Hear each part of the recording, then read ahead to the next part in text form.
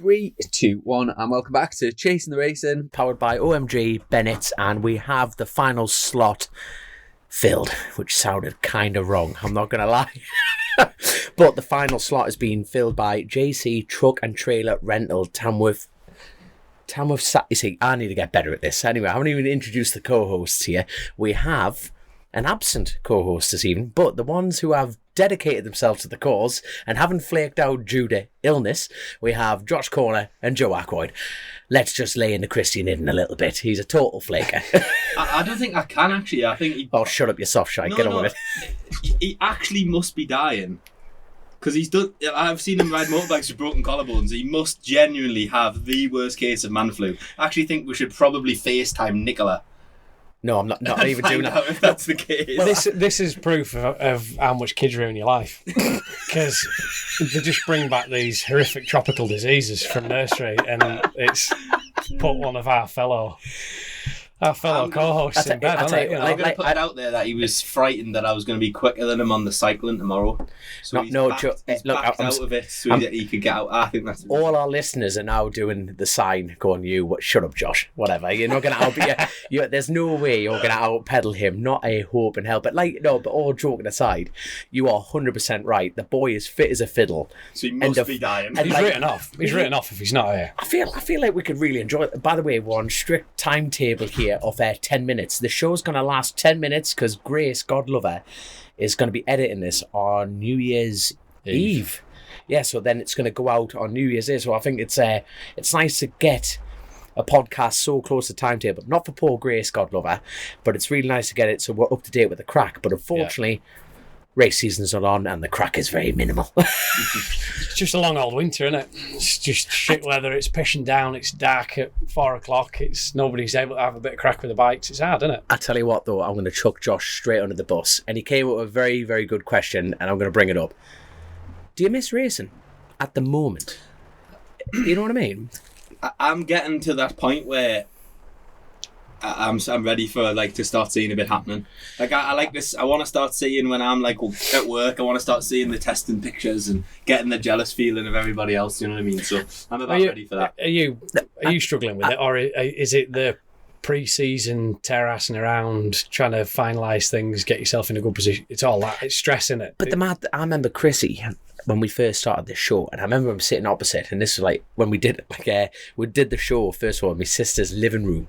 And I remember him sitting opposite going, so it's winter and everything like that. And do you miss it? And he goes, no, I really enjoyed the time off racing. And I kind of sat there going, hold on.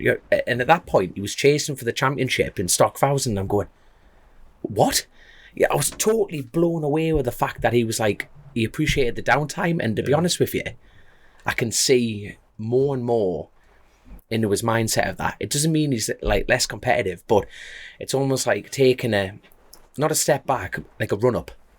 You know what I mean? He's actually taking a bit of breath. It's an opportunity just to recharge a little bit, isn't it? I mean, I'm not sat here speaking as some front running big shot. I'm just in the little world of my own world of what I'm doing. But wait till next year, kids. I doubt it.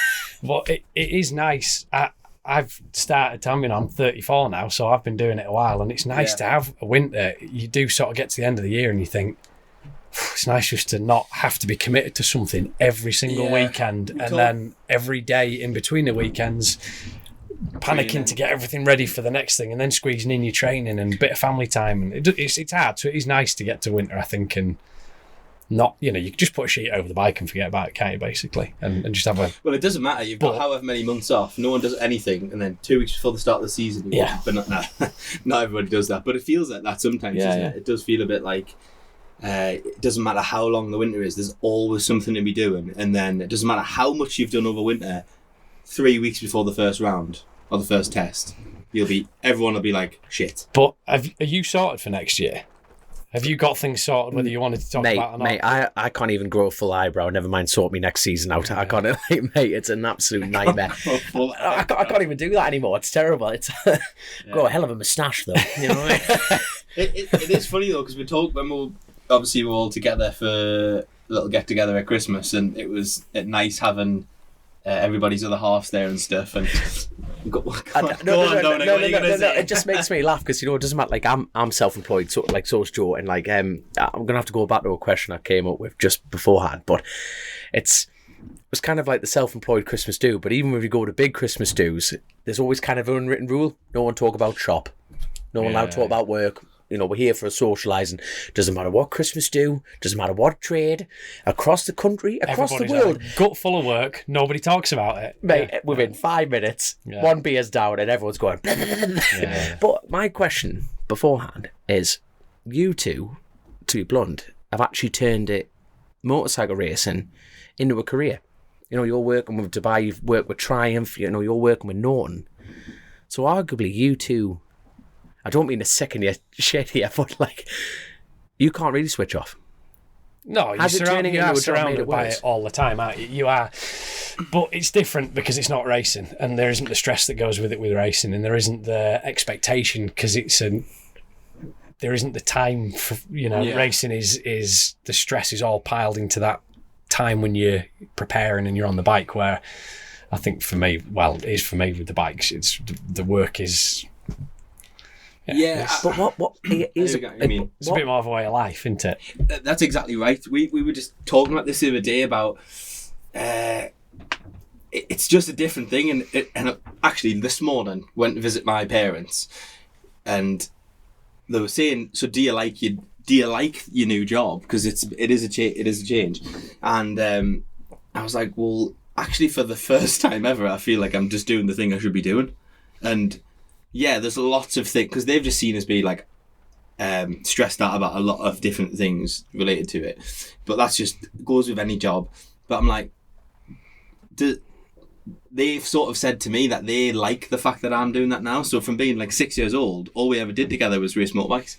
So it's like they feel fulfilled in that now. Whatever they allowed me and helped me to do has like resulted in a full-time career. And if you ask my mother, she's probably happier that I'm doing it that way than racing. So it's you've done your apprenticeship, haven't you? And the investment of the money you've put into the racing actually is paying you back in a different way. But, going racing, did all that, got as far as you could go. You could argue could have done a bit longer, a bit more, whatever. And then you are the youngest retired man in racing. Period. Yeah, but then did like a good stint working for different tech businesses and stuff like that, and that's all come together now. And to like, I've never had the Monday blues. I don't dread going to work, or every day is good and I enjoy it, which is like that's worth a lot. Here's a question. It's like any job, like any job in the world. Sometimes you get ups and downs, and when the downs outweigh the good, will that be a bit of a regret being involved in bike racing in that way?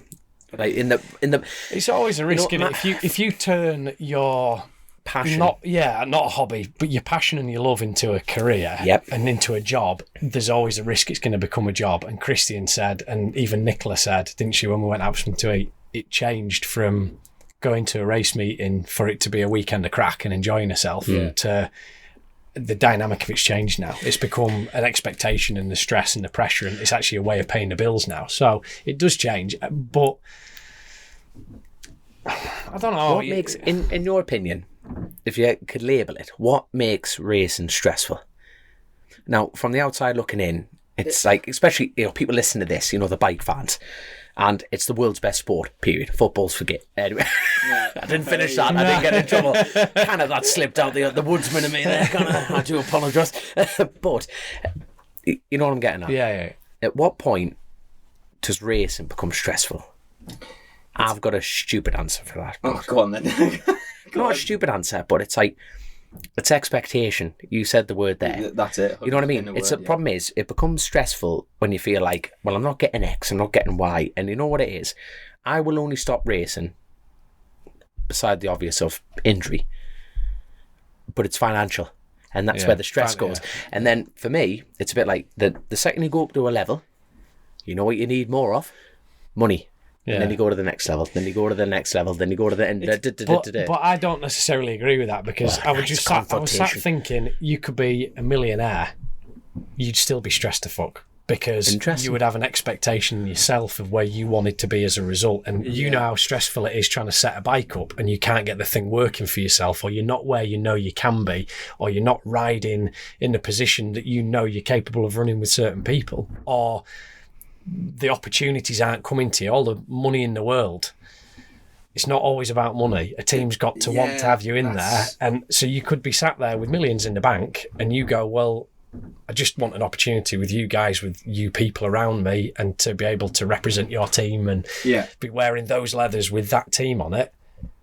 All the money in the world can't buy it. If that team has a title sponsor and they know that they have a certain expectation, it totally depends. You're chasing something else then, aren't you, that finances can't provide? It does totally depend. I don't know, it's just my take on it. No. And it's right though, but it depends on your level, like you say, isn't it? Your level where you're at.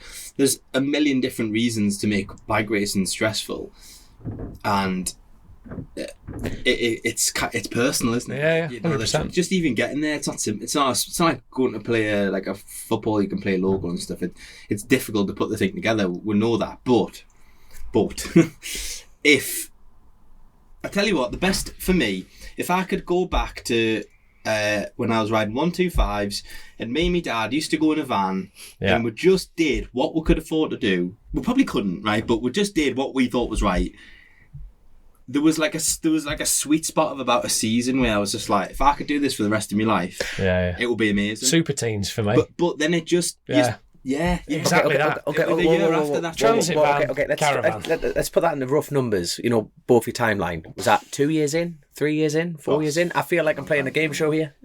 4 years that would have been. 4 years. I'd done mini motos and right. So I would have been 3 years in. 13, 14. So Same, probably like what 7 years into racing. So that's quite, you know. I enjoyed it when I was mini bike racing. It was a different thing, and I didn't. You don't know, like, well, but I still believe we were too young really to be racing. Like, actually, if I look back now, I wouldn't change it. I was grateful for it. Don't get me wrong. I wanted to be there. I wasn't forced into it. But you actually are to, like, I have strong belief on that now. I think that's too young to be doing it at the level and what we were trying to do. I was always, do you know what? I don't always see eye to eye with my dad. Typical father-son relationship, but but I have to be fair to him that there was never any pressure on me, and racing mini bikes was a replacement. I played rugby till I was 11 or 12, and then went to do the mini bike thing, and it was never right, well, my lad's going to be the next British champion or whatever. So there was never pressure from him. And if I didn't want to do it, I could have stopped any time. The pressure comes in different ways, doesn't it? So I didn't have that pressure from my dad. He didn't force me to do anything. But what I definitely did have was, once you start to grow up, once you're 10 years old, right, you kind of understand that shit costs money. And when you're going in a motorhome and you're doing this and doing that, and then you start to see all the other lads turning up and stuff. So, like, if we turned up in a nicer van than the other people, you realise that what you had, it's like a point in life where you're just starting to understand that life's a pissing contest. Like, biggest dick usually wins. No, I mean that in a nice way. So I'm out. I'm done. The pressure, like, I wasn't necessarily, like, we did it as a family, so it was different. You know what I mean? Like, you know. We didn't have like lavish things, but we didn't have like shit things either. It was like a nice balance. But what I mean is the pressure comes through that. Like, you don't realise once you get to the age where you understand it costs a lot of money. Then it's like, well, I better start taking this seriously, or I'm going to have to stop because it's not really fair. Because they can afford it, but only just. I had a paper out and I used to have to just get back and I don't know what it was, 13 quid or something in an envelope, and I'd just give it straight to my dad. Just as soon as I got back, there you go. Just and then started my apprenticeship, getting 160 quid a week as a mechanical engineer, and same thing, I just gave him every penny I had. I just said, there you go. And I would have just enough when I started driving, just enough to insure the car and a bit for fuel money. And then every penny I gave him, any money I earned, there you go, Dad, it goes back into it. And did I ever tell you the Xbox story? Go on. You could afford an Xbox, you. No, so this was like the moment for me that I realised I wanted to try and race bikes. So we're doing the Aprilia Super Teens, and my dad worked away, and it would have been the same time that I met Chrissy, actually, that sort of year. And there was a race on at Cadwell Park, and Dad was like, look, you can't go on Friday. He goes, I can't afford to take you. He's like, so we're going to have to just go Saturday. You'll have to miss practice. You'll just have to qualify and you'll just be where you'll be. Don't worry about it. But that's all I can afford this weekend. That's what it is. And I was like, my initial reaction was like relatively selfish. I was like, fuck's sake, I want to go. But I didn't say that to them. And this is what you think of when you're 12 years old. You don't know this stuff, right? And I'd got an Xbox, like, for that Christmas or something, which was like amazing. And I to be honest, I ever have been a massive like gamer or anything like that. So it wasn't. I was grateful for it. I wanted it, but it was like, you know, your parents just going above and beyond for you. And I unplugged it out of my bedroom and cycled into town to remember what CEX became a thing, right? And I went in. I was like, I want to sell this Xbox, and they were like, all right, okay. How old are you? I'm old enough. Give me the money. Anyway, they wouldn't sell it. So I went out in the street and found someone. Like, it's so fucking weird. Like, I probably you wouldn't get away with it now, right? Self-Shield's down, boy. Found someone in the street and was like, look, this is legit. I just need to sell it. I just want anyway. Convinced somehow this person to come into the shop and sell it on my behalf and get the money. And cycled all the way home with this like 200 quid or whatever it was. Don't even think it was that. Went home and I remember my dad was like, pack the van. He just thought, I think that was the moment that he went, oh fuck, he actually wants to do this, and he's like committed to doing it. And I was the same for me. So like the money that I got for the Xbox was like basically didn't cover anything really. Well, no, and I just gave like a £500 Xbox away for like half the price. My mum was livid, and my dad was like, "Yes, son, pack the van, let's go." And it probably wasn't enough to cover anything, but I think that kick-started really. That was a big. You knew how badly you wanted it. Yeah, and it was like we went, and I fucking crashed the first session as well on the Friday. It wasn't great.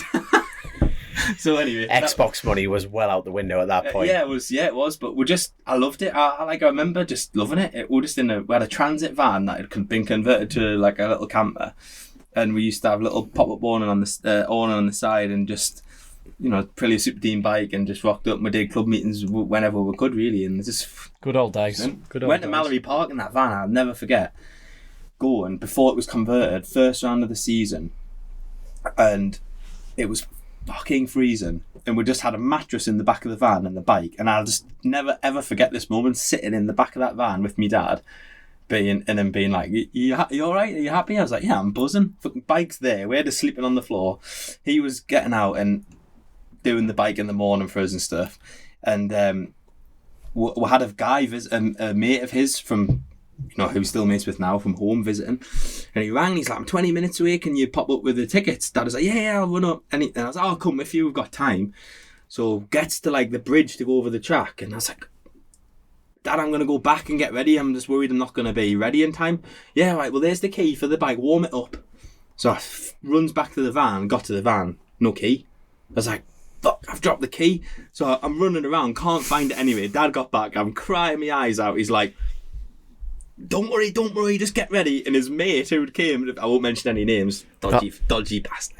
Anyway, he just got a screwdriver out of the toolbox and hammered it in the ignition, turned it and got the bike running, went out, and I was just all flustered and went flat out straight on into turn one at Mallory. Fucked the bike. We laugh about it now. Anyway, he's like, fuck's sake, Josh. Got back, he said, don't worry about it, it's fine, we can always fix it, it'll be grand. So we're like, don't tell your mother. We didn't even have an awning, you know, we just had the bike at the side of the van, and the lads parked next to it. I forget their names now, and I would hate them to think that I've never forgotten, but I can't remember his name. It was Andy something, I can't remember his surname. He was riding a GP125. They helped her put a light out of their awning, put it back together. Dad fitted a new ignition kit and everything, the whole bike. Next morning, message over the tannoy, can Mark Corner come to the thing? Someone fucking handed the key in. Couldn't believe it. I was like, that's the first time I thought he was going to kill us. He went like that. The steam came out of his ears. He was like, right, it's okay, don't worry about it, we've got a spare now, it's fine. It's amazing how much it tests your racing, eh? Yeah, it was just funny. Like, it wasn't at the time, but it was amazing. And I would give me right arm to go back to those days.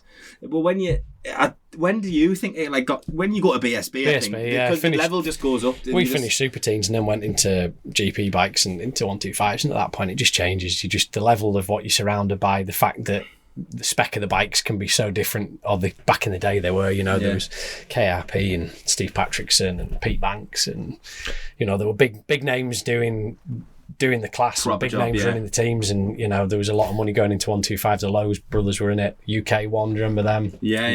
Tommy Road for them, and Danny Webb, and so that at that point, when you're in a BSB paddock, shit just got real, and you're not there to mess about, to piss around, Anyway, hey, sorry, back to the point. I think the last time we did the catch up with the four of us, tell him the truth. Well, there was a few comments that I did agree with, that we dropped the ball a little bit because we missed a few key points. Obviously, Paul Bird had just passed away, and we didn't really talk about that, and I drove home thinking there's so much stuff that we've missed, and then I think it was kind of noticed by some of the people that, and rightly so. So when you fuck up, you hold your hands up, don't you? 100%. Fucked up. No, maybe we did. Listen, we're a passionate group, and we're like, we'll catch it up. I think we missed a few key points because we did. We did do that. Agree. Jonathan Ray going to Yamaha, Top Rat going to BMW. There was a lot of big things that had happened, and we are a motorcycle. I would spin that joke. We didn't fuck up. What we did is we did. You're one of them that when you get caught doing something wrong, you will just try and blather your way out of it, officer, whereas I just go, I fucked up, just bang to rights. No, we missed a few bits, but on the bright side, it means we can have a bit of crack about it now, when quite frankly there's not a lot really happening. Everyone's off for Christmas and having a bit of time. So see, the mad thing is, lads, it's been a whole year since we restarted Chrissy's podcast. You know what I mean? Obviously, I know I was taking the piss before. Christian's not here, but lads, how we haven't killed each other in a year, is outstanding. You know what I mean? It's like so, and all credit yet again. And she edits this, and she hates it every time I give her a compliment. But Grace and the Rouse family have done an amazing job, absolutely amazing job keeping us going. But no, you're 100% right. And the point of this show is this is out on New Year, so happy New Year. Hope everyone's had a good Christmas first of all. I see. I'm learning. Bear in mind, I didn't actually mention the individual sponsor for this episode, and that's Ability Energy, Scotland's foremost renewable specialist. But more importantly, he's a hell of a man. And so, I know him. He's sponsored Keith Farmer, and now he's sponsored Jamie Lyons and the whole family, Kat and everyone. They're absolutely fantastic people. But that's the good thing about this podcast is, like you say, we do have. I feel a bit sick when I say this, but responsibility. No. We do and we don't. We're Pirate Radio, and it's without people supporting us like OMG Bennett and JCD and everyone, this wouldn't happen. So it is very important that we get as much information we can, and I think it's a great idea. It's probably the wrong way of saying it, but I think we should actually talk about how poignant this year has been. I know we've brought it up a few times about the whole Glenue and Tommy Bridewell battle, but how can you not?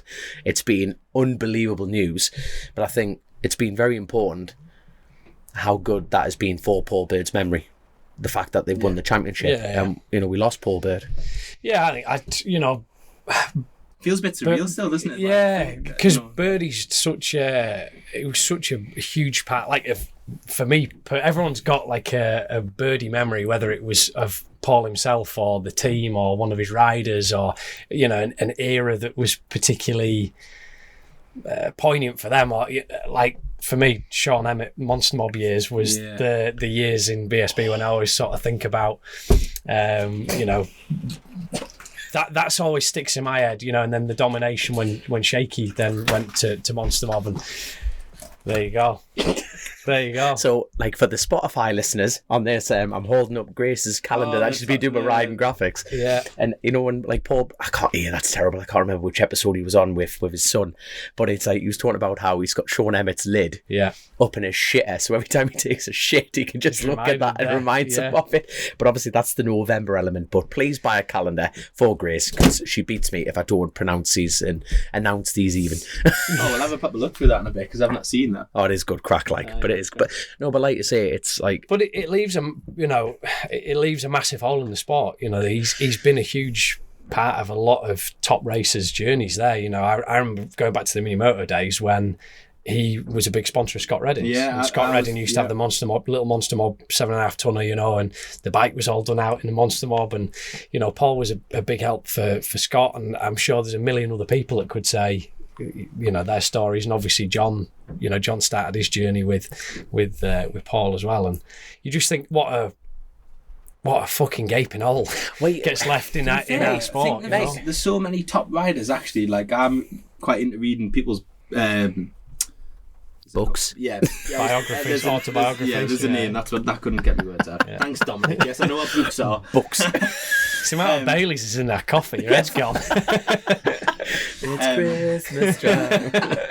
But there's like so many top racers, like big names that have come across Birdie's team or him himself or had something to do with Road Force somewhere down the line. Actually, like bloody Rutter, McGuinness, Shaky, MS. There's so many. Stuart Easton.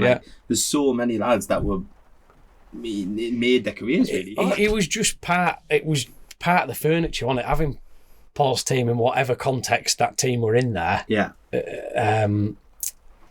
They were just part of the furniture. You would just expect to see it, and I think that's the surreal, side of it. Is you go, well, I ain't a bit. There's no more. You know, Paul's not there anymore. But that's news of this. The possibly that the team's not going to be there as well. I mean, it's not confirmed. I don't know, but like that's what we need to talk about. Rumours at this stage, isn't it? But it sounds like it's not happening. So, but the old saying goes like, no news is good news. Not in motorsport. No, and I hate to speculate. Speculating's awful, isn't it? It doesn't matter. It could be damaging. It could be more damaging than good. But at the moment, these are the hard facts. Yeah. Is that we have not heard anything. We had Jordan Bird on this podcast. What a powerful woman. Yeah. You know what I mean? Like, well, if anyone's going to keep it going, it's that family. 100%. It's 100%. Yeah. But the mad thing is, we haven't heard anything at all. Like, I mean, it's just gone quiet. You know. We've had Tommy Bridewell on the show. He's announced, and even at that point, he was very, very quick to announce that he was riding for Honda. Yeah. So that's a big seat gone. And it's a bit like, right, let's talk hypothetically, lads. For whatever reason, Paul Bird Motorsport is not on the grid next year. No, and then you wonder where Glenn's going to go, don't you? Because to my understanding, and again, maybe I'm wrong, you always panic about whether you're going to say the wrong thing or not, but as I understood it, Glenn was going to stay with PBM. To be blunt, if Paul Bird Motorsport happens, Glenn has a humongous chance of winning the championship this year. You know, you're talking 1-2, best bike on the grid. At the moment, the only confirmed Ducati on that grid next season is the Oxford is the Flaker. You know what I mean? And that's all we've got at the moment. The Flaker. I was thinking, what are you talking about? The Flaker. I'm going to get as many digs in as I can because he's not here. You know what I mean? Karma will get you. You'll get whatever disease he's got. Mate, I'm the third good-looking lad now, officially, on the pod. No longer fourth. I'm moving up, baby. You're still ahead of me, mate. Face like a box of smashed crabs. Anyway. Have you ever picked up a box of it? Well, you can just imagine it, can't you? What a mess. Who teaches you these things? I don't know where that one came from. But it came out of nowhere, to be honest. Let's talk about if Glenn, if the PBM thing happens, which we don't seem to know whether it is or it isn't, but if it does, and Glenn is on the bike, he's in a fantastic position going into next year. If the PBM thing isn't happening, then where does he go? Because there's still a few gaps, and there'd be teams that would want them. What gaps are there? Absolutely, teams are going to want him. Based on facts, what gaps are there? So Martrain have gone with Danny Kent. That's a top team. Lee Hardy's bike isn't been announced yet, but they've got a new sponsor data tag, haven't they? Is that? I'm not sure. I think they've gone. Anyway, I think they've got a new big sponsor on board, so that's a big question mark. I did see the NEC all data tagged up. Yeah, so anyway, but possibly. There's cheddar coming in, and the McCams team, as it has been with Steve Rogers, that's gone now. Yeah. You know, so you lose arguably the two biggest teams on the grid, PBM and what was Raceways. Let's talk about arguably, what hot seats are left? Well, let's go through where all the ones that are filled up. So OMG are done. As far as two rider teams are concerned. So OMG, that's Vickers, done. Kyle Ride. Yeah. Martrain's got Danny Kent. Yeah. One rider team? Yes. Right, there you are. Yes. Yes, Honda have filled 7 riders. That's, Well, yeah, there's we'll Honda, talk yeah, about that's that a one. separate issue. Jesus, Honda mental. are, as let's say, done.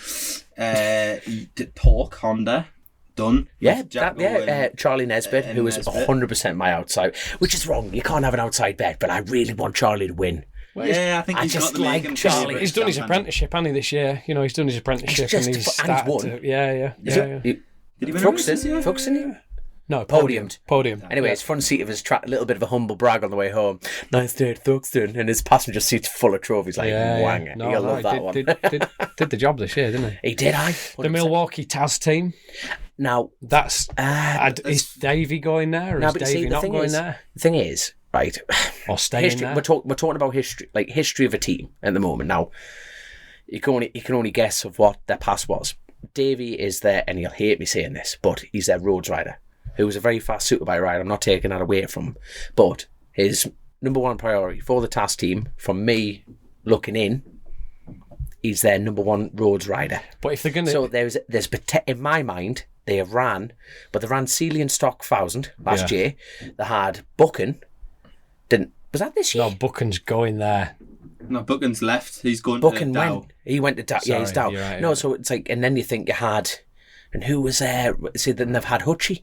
You know what I mean? They've had a freeway dynamic in the Yeah, past. it's But I'm just thinking, with that, there's a potential gap with another superbike rider. Yeah, there is. You know, yeah. Davey's ticking all the boxes both on superbike and Yeah. roads, but there is, you know, I don't think you'll take any insult to this, but there is room for another experienced, Yeah.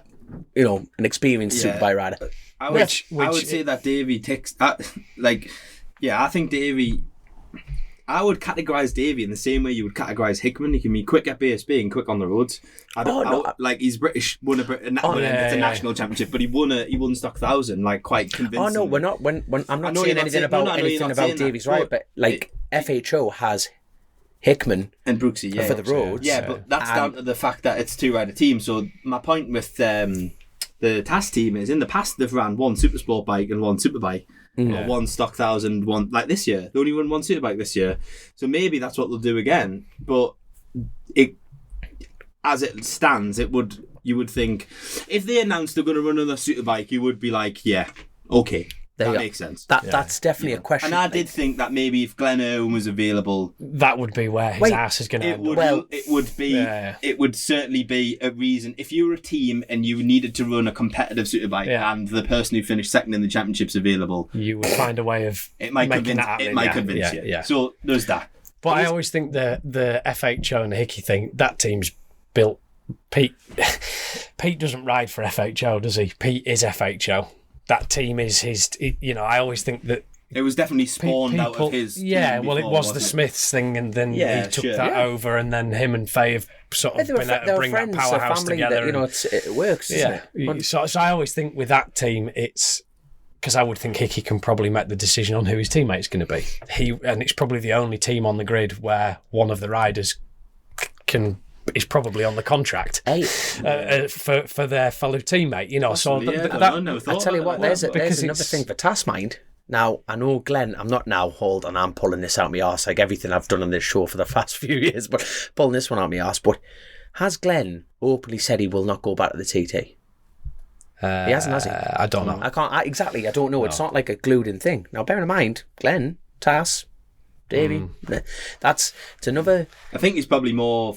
He's focused on winning British championships. I don't know. He's obviously want to do the Northwestern stuff, won't he? But like, look, we don't know his honest answer. But this is the fun of the end of the season. Grab though, we're just pulling shit out of that. Irwin's probably the hottest unsigned rider right now. Yeah. He might that we know of. That we know of. So when you look at the rider market at BSB, it's pretty much done and dusted, isn't it? You've got a question mark over Glenn Irwin. Pretty much. I mean, there's Billy McConnell's going to be on a superbike this year, from what I hear. Is that the pathway? No, I've heard that's not happening anymore. So if you've seen the announcement with Jackson's and Fairbrothers of like split or something, seen that on social media, and my understanding is that McConnell is going to ride a full-blown superbike just in a one-rider team. That'll be good. Okay, that'll be really good. I could see. I don't know this, but I could really see No, they're not called WD-40 anymore. The Stouff, War Department 40. whatever they're called, Eurocar parts. Yeah. You know, Brent. Storm. Yes, I could see them running another Superbike. Yeah. To be honest. Well, they've had stock 1,000 for years. I just think that if there was I could see them potentially doing one. So there's maybe an option there. Don't know. Tag haven't got anything confirmed yet. No, and you know. Here's a question: what bike would you like to see Glenn on? I'd like to see him on the PBM Ducati. Yeah. Okay, let's Just to see now for PBM to be still on the grid. I'd just like to see he hasn't him ridden the on that. Yamaha though, has he? No. That was my next point. Sorry. So we've kind of not that haven't fully exhausted the list, but basically the grid is everyone pretty understands. Dow's done their 2-rider team. Yeah. There's not really that many else kicking about. No. The FS3 are done. But you talk about like But would one of them teams run a third bike? Like would OMG run a third Yamaha? Well, not to jump to the MotoGP thing, but we don't know what's happening to Rory Skinner yet, do we? And if Rory has to take a step back from Grand Is it a Prix step back? take a side step from Grand Prix. no. That's a question. Do you know what? I think it probably is a step back. I think it probably is a step back. If you're in your early 20s and your ambition is to be in Grand Prix and you're forced to come back into a British Championship, it's a step back. It's old school triage, isn't it? No, that's fair enough. That's how I would see that. And he's probably never going to get the chance to go back to MotoGP. No, so it is a step back, but it's also we know how fast he is, we know how competitive he can be, and maybe he's still got time on his side for him to come back, do the BSB route, find himself into World Superbikes, and you know we've seen, you know, Taron's done it. Going back to the earlier eras, that's the Cal Crutchlow, Johnny Ray, the Tom Sykes, all of them have done it through the British Championship, and Rory's got it on his side. His time's on his side that he can do that. All right, he can't fuck around for too long here, but there's a chance for him to go back to World Championships. Yeah, I mean, lots of people like to say, don't they, like, oh, if you're running at the front in BSB, why would you go and ride Moto2? Like, Taz got all why that. wouldn't you? Yeah, exactly. Yeah, like, it gets me. Like, That's speaking. I'm sorry, but that's speaking as free races, that isn't it? But Yeah. like, but even if he comes back, what's he lost? All he's done's ever gained. Like the only thing that if he does end up back in BSB, he will be a fucking weapon. He will, because the year that he's had this year learning from those lunatics. Yeah, I'd put him down as an outside bet for the championship. Yeah. He's on a good bike. But it's where his ass is going to go, because if you were a team owner and you were sat going, well, I've got an opportunity to sign the man who finished second in the championship, or I sign him that's coming out of Grand Prix, wow, what do I do? I've only got one seat available, because as we said, most of the seats are taken. Right, here's a question to the pair of you. If you were Rory Skinner right now, would you take a shit seat in World Superbikes or a good seat in British? Define shit. Not top 10. And that's being brutal about it. You know what I mean? If he's in the top 10 at Worlds, it's like, you're talking about building a career. If I was him, I'd be coming back to being competitive, because you'll be able to earn some money either way. So Okay. I'd go World Superbike. Oh, yes. I don't know. Devil's Do you not advocate. think? I just think it's Because I don't think there's any doubt or question over the lad's ability. So I think for him to have to come back and try and prove something in the British Championships is a waste of time. Sometimes you just need that. Yeah, but if his head's in a good space and he's confident and he's riding well and he knows, do you know what, I can get on a production bike and do, you know, I've been and done tests at wherever and I've done these times, and he knows he's in a good headspace and he's got the confidence to step into World Superbikes, knowing, a little bit like Taron did, knowing that he's not going to the best place on the grid, he's not going to the best team and the fastest bike, but contacts, you know, you don't know what Hopper's doing behind the scenes. The conversations you have with people are incredibly... But to be honest, I kind of comment really, because I fucking don't know. Someone offered me a World Superbike ride and I was going You jump out, won't you? But let's use another case, an example here. And shit's a strong word, but anything in sport in general, outside the top 10, top 5, fucking hell, if you're not on the podium, you're classed as shit. Yeah. But it's clearly not the case. But hold on, but like my point is, Bradley Ray. Yeah.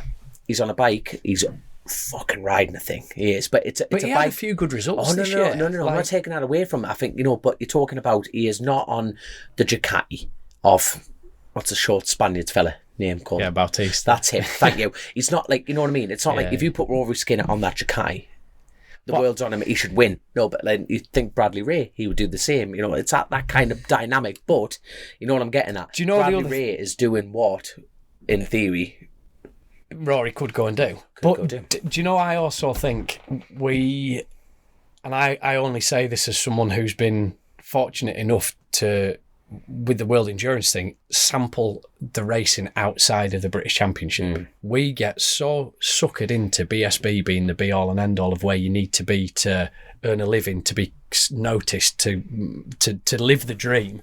And actually, when you get away from BSB, there's still plenty of opportunities out there, and there's other championships that can give you exactly what we all want. We want to earn a living racing, don't we? And we want it to be our jobs. Yeah, but you still. So if I go back to defaulting though, and people get sick of me banging on about it. There's people in that World Endurance Championship that are earning. They do 4 rounds a year. Yeah, and they're earning more money than you're ever going to earn in BSB. And there's riders in that championship. But they've done years of doing them other domestic championships and cutting the teeth and doing all of that. And I just think, like, I get it. But I get it. I'll quote. Do I quote him? Yes. Yeah, fuck it, I'll quote him. Because I think he'd say the same thing. James Westmoreland. So he did his time in BSB. Yeah. He's now a 4th rider for one of the Honda teams. And he's fucking quick. Yeah. He's there as a reserve man. He knows his job role, but he gets paid. And he has said to me himself, I wouldn't go back to BSB. He said, and he could go back to BSB and be competitive, but he's got no interest in doing it because actually, this path and this world here, I still get to ride my bikes. I get to do something different without the. So I don't even know how we got onto this. We've ended up. No, but you just proved my point there. That's exactly right. He's there now because he's at that point in his career. Rory Skinner's not. No, but I think, and hey, fucking hell, what do I know? I'm just a thick bastard from Yorkshire, but like you're all thick bastard from Yorkshire. But I think like what Bradley's had shaky guiding him to make the decisions that he's made, and we talked about this like in the middle of the year where we said, why would you be doing that, and why's Taron done this, that, and the other? And I think I remember saying them, we don't know the conversations that's gone on. We don't know what's been promised after the fact. Do your season. You're only going to do select rounds, but for 2024, this is what is going to happen for you. You don't know, do you? And I think for Rory, he's got to explore every avenue. Yeah. And I think what about this rumour about going to America? I haven't heard that one. I would love to do that. Imagine a season in America. It's not what it used to be, though, is it? It'd be so much harder than doing a domestic championship. 100%, but everything in life worth having is not easy, is it? I remember AMA. It's on the rise. It's big, like it's good, isn't it? It used to be massive. It used to be massive, and the money in it. We talked to Hopper about it, didn't we? And I remember watching it when it was Jake Zemke and Matt Mladen and Miguel Dumel and Hodgson went over and did a stint for the paychecks because the money in it was just ridiculous. Well, America's like that in general. Like for manufacturers, it's important, but the arse dropped out of it, didn't it? And there was no money in it, and I think they're trying to throw a bit more money back at it again. And What's his jobs has turned around, hasn't he? Wayne Rainey, really, Motor America. It is Wayne Rainey, isn't it? He's Motor America. Yeah. They've put a bit of life and soul back into it, and it's just gone from strength to strength. I think they've got the classes right. They've got the baggers. I like the baggers. Ruben's House is going over to race for bagger. Ruben's House. Can you imagine him? Harley Davidson must have went, oh yes, get the parts van open. You've still got McWilliams serving a portion, innit he? Yeah. I think the British brilliant. He's brilliant. I love watching them videos. You look at McWilliams and he's drifting the Titanic. The mate, sideways. He could park the Ben McCree. He's you know what I mean? But their tracks in America as well, the tracks are mega, aren't they? Undulating, blind. I think they're fast. They look good to watch. Brilliant. I'm not sure I'd want to ride some of them, but they look, I just think that championship's like really good. If I ever got the opportunity to go there, like, sorry Norton, but I'd be gone. Yeah. Or maybe, you never know. Maybe with Norton. But I tell you what, that was actually a bit of I'm going to ask a question from our Patreon list. Harry Bell. What's on everybody's racing bucket list? Is that now for me? That's one of my answers. Racing. Imagine doing a wild card in America. Daytona. I'd love to do Daytona. I would look. And Suzuka 8 hours. There you are. Suzuka 8 hour and Daytona are my 2 bucket list ones. I've got a few. I definitely, absolutely would want to do. I don't even care if it's just a lap. Want to ride around the Isle of Man on a race bike. 100%. Very good. So like you'd squeeze into my livers, put a bit of weight on it. Pretend I was Steve McQueen for a day. The 2-wheel version. No, I'm joking. But yeah, Le Mans would be cool. I just think that's such a cool thing. They've got this race and Daytona 200, Le Mans, and a TT. I'd be fucking happy with that. I don't even know why Daytona appeals to me because the three most expensive races you could get your hands on. By the way, have you not seen his jacket? This fucker's been waiting to say that since I turned up. Like fucking Paddington. This was in the sale. Sorry. Sorry. What did Paddington eat? Marmite sandwiches. Marmalade sandwiches. You're a bit like Paddington, aren't you? Speaking of fucking Marmite. Hey, speaking of marmalade, my bike's still for sale. If anyone, that's a quick cheeky plug for out there. What is it? You're as well telling the spec, the BMW. Mate, we haven't got time. It's 2022 BMW S1000RR. I've done 130 mile an hour. I tried selling it to Joe because if I could do that, imagine what he could have done on it. He's nodding away here. Absolutely not. No, that's a shake. That's a shake, not a nod. No, but like the mad thing, I've only done. It's never been. Oh God, I feel like Del Boy, like you selling an Xbox back in the day. Yeah, it's like that. It's never been ragged or ridden. Bigger chicken strips and KFC bucket. but it's no, but like it's never been rev past $4,000. It's dead low. It's just been a show bike. It has, mate. Yeah. I'm not being funny. It's only done the TD. I did. We've got Lauren. We've got the other half in the studio here, and I'm kind of looking at her at the same time. But it's we've done Northwest because I was riding for John Burroughs Gixxer 1000 Superbike at the same time. So I did one practice qualifying and in the race, and then TT, and then following year got it refreshed by Peter Hickman. Yeah, and then did a track day at Cadwell with Piggy, and then did the TT. It's literally a TT bike. So. Please get in touch because I'm just like I'm abusing big bike. No, well, it hasn't been down the road, has it? It's rare to find in a race bike that hasn't been chucked to the fence a couple of times as well. So it's full straight. Road tech, it's full everything. But that's it. That's the most annoying thing with thousands is they upgrade quicker than iPhones. Doesn't necessarily. It's like when you get an update on your phone and everyone just immediately out of date, aren't they? As soon as you built them, they're out of date. Yeah, but the mad thing is, it's still it's still a 200 mile an hour motorcycle, and it's fucking it's quick, mate. It's ready to go. TT tank, full everything, mate. You could. I rolled it in off the TD, cleaned the living shit out of it, put new fairings on it. You could race that down Braille tomorrow. TT Probably tank. Would have sold it if you'd left it dirty. I've got the fairings. I can chuck them back on, no bother at all. No bother. Anyway, that's a side note, and I feel like we're doing a catch up. But one thing we must talk about is a little bit on the World Superbike element. Well, I think there's a bigger thing just to finish on the BSB thing, and that is obviously the. You really sell this to me, you know that. I only got a leg up. Sorry, mate. Yes. Round the BSB because there's a couple of bits actually. There's what you're going to mention, and I'd like to talk about the sport bike class as well, actually. Right? Yeah. Well, I was just going to say, obviously the big news that I think we do have to mention, but we maybe don't need to get too involved with because I don't know where it's at, is Dan Linfoot getting stripped of the National Superstock title. Which Jesus, I ventured onto social media just to have a chuckle at the keyboard warriors, and fuck me, there's some amazing armchair managers out there, aren't there, that have read 3 words and they've got such an established opinion on things, and you can't beat people that are misinformed and badly educated on then taking to social media. You just think, wind your fucking neck in, because there's 2 sides, isn't there? But it's no secret that me and Dan have known each other a lot of years, but I do feel for him. But, this is that kind of worms that we're going to open here, because it's mad, isn't it? Because I met Richard Kerr, funny enough, like roughly this time last year at a motocross track, and you know what an absolute diamond of a lad. Oh, he's a mint lad. He's an absolute, you know what I mean? We're just putting a character reference based on mine, which is probably not arguably the strongest, but like Richard Kerr, now there's no way, I don't know him well enough, you know what I mean? I know Richard, I got to spend a day with him. What a down-to-earth fella. And as a racer, and I think this is fair to say across all races, there's no way Richard Kerr woke up, high-fived the nearest person, went, I've just won the Stock 1000 Championship, what to do with that? Now, that is my perception on it. You know what I mean? It's like, but there is that element of the rules are rules. Yeah. But rules are rules. No, but the mad thing is, I wasn't there on the day. And and it's mad. There's only a handful of.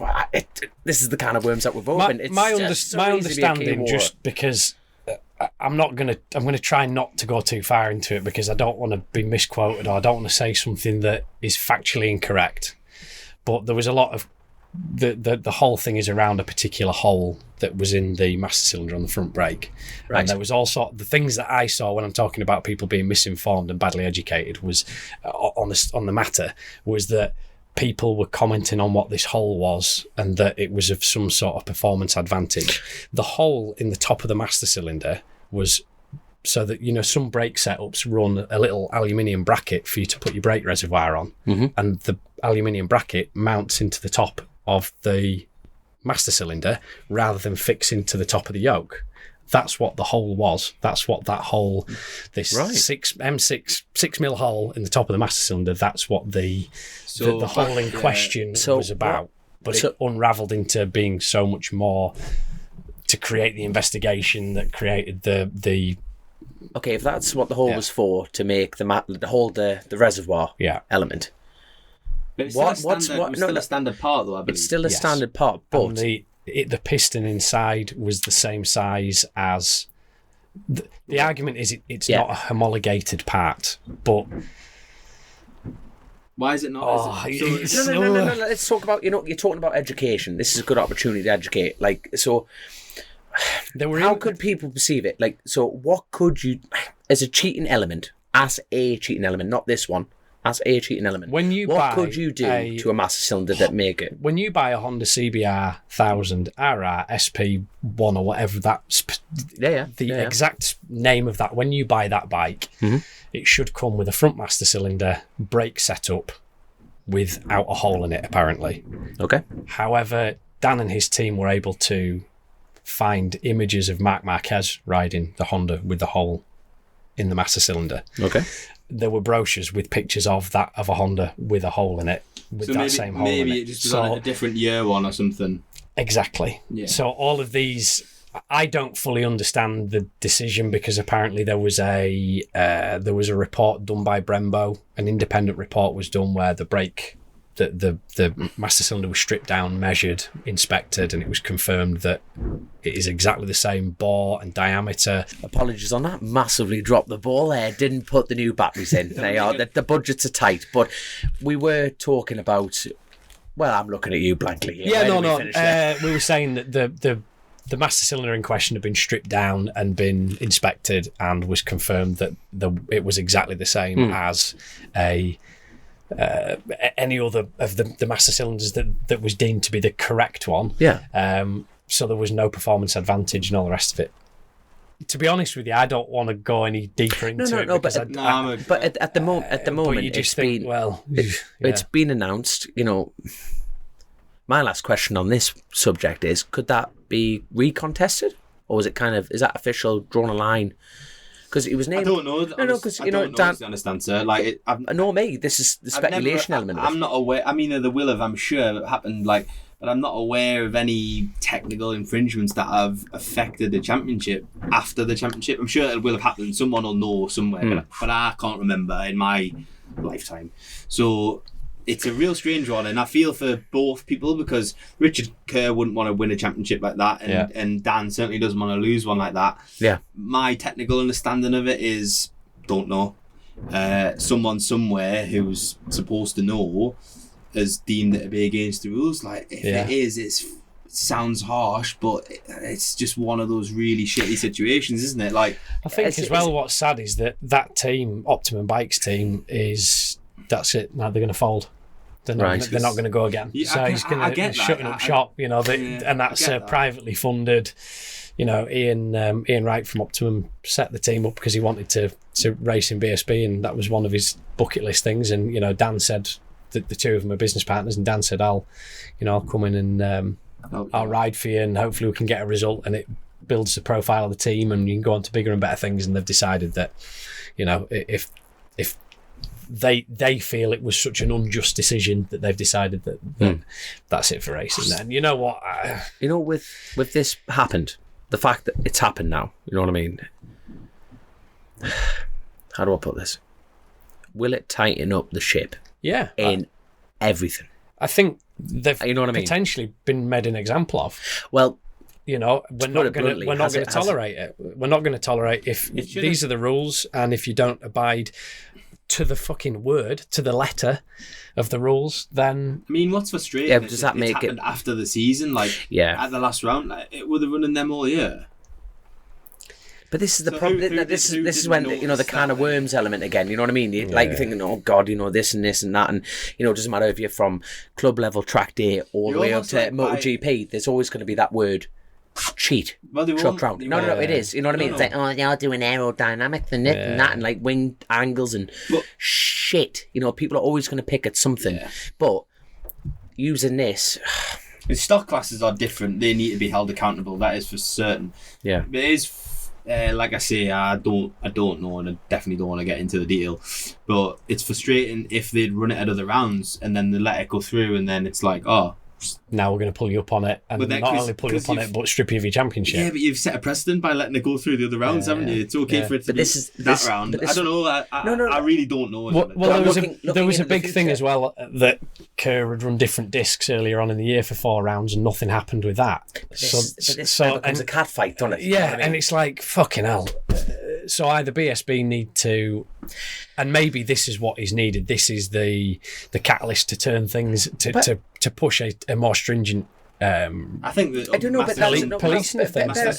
Bear in mind, we're picking on BSB, but that's to say exactly the same in roads. Yeah. Exactly. There's no policing. There's no nothing. You're talking about a lot of people investing a lot of money. Life is not fair. Hang on, before you say that, because actually that's a. There is a lot of policing at PSB. No, I'm not saying there isn't, but I'm saying the policing needs to be clear. Well, clear. But I'm saying clear and consistent. What you need is have no policing. That's what I'm saying. Yeah, but then look at the Northwest with the carbon wheel job for Hickey. The bike goes through scrutineering, and it's when it's on the grid that there's an issue. So you're thinking, well, you've scrutineered it. You're not all singing from the same hymn sheet here, and that's where shit starts to. In all walks of life, motorbikes, communication, or government, or whatever. Yeah, it is. Look, it's difficult. And we're going to start our own government here. Fuck this. Can you imagine? Just be carnage. It is a real shame, like for everyone involved, really. And I definitely wouldn't want to be one of the people that has to make a decision. But what I would say is, generally, the people. There's the governing body, whatever the IIM or MI or MCUI. That's it.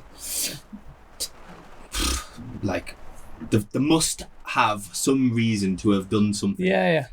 As unjust as it might be. Yeah. I would hate for people to sit there and be like, oh, they've just picked on him. Like, that's not the case. Yeah, no, and that's the. He just, unfortunately, I don't honestly think Dan or Dan Linsford's team went and bought different master cylinders.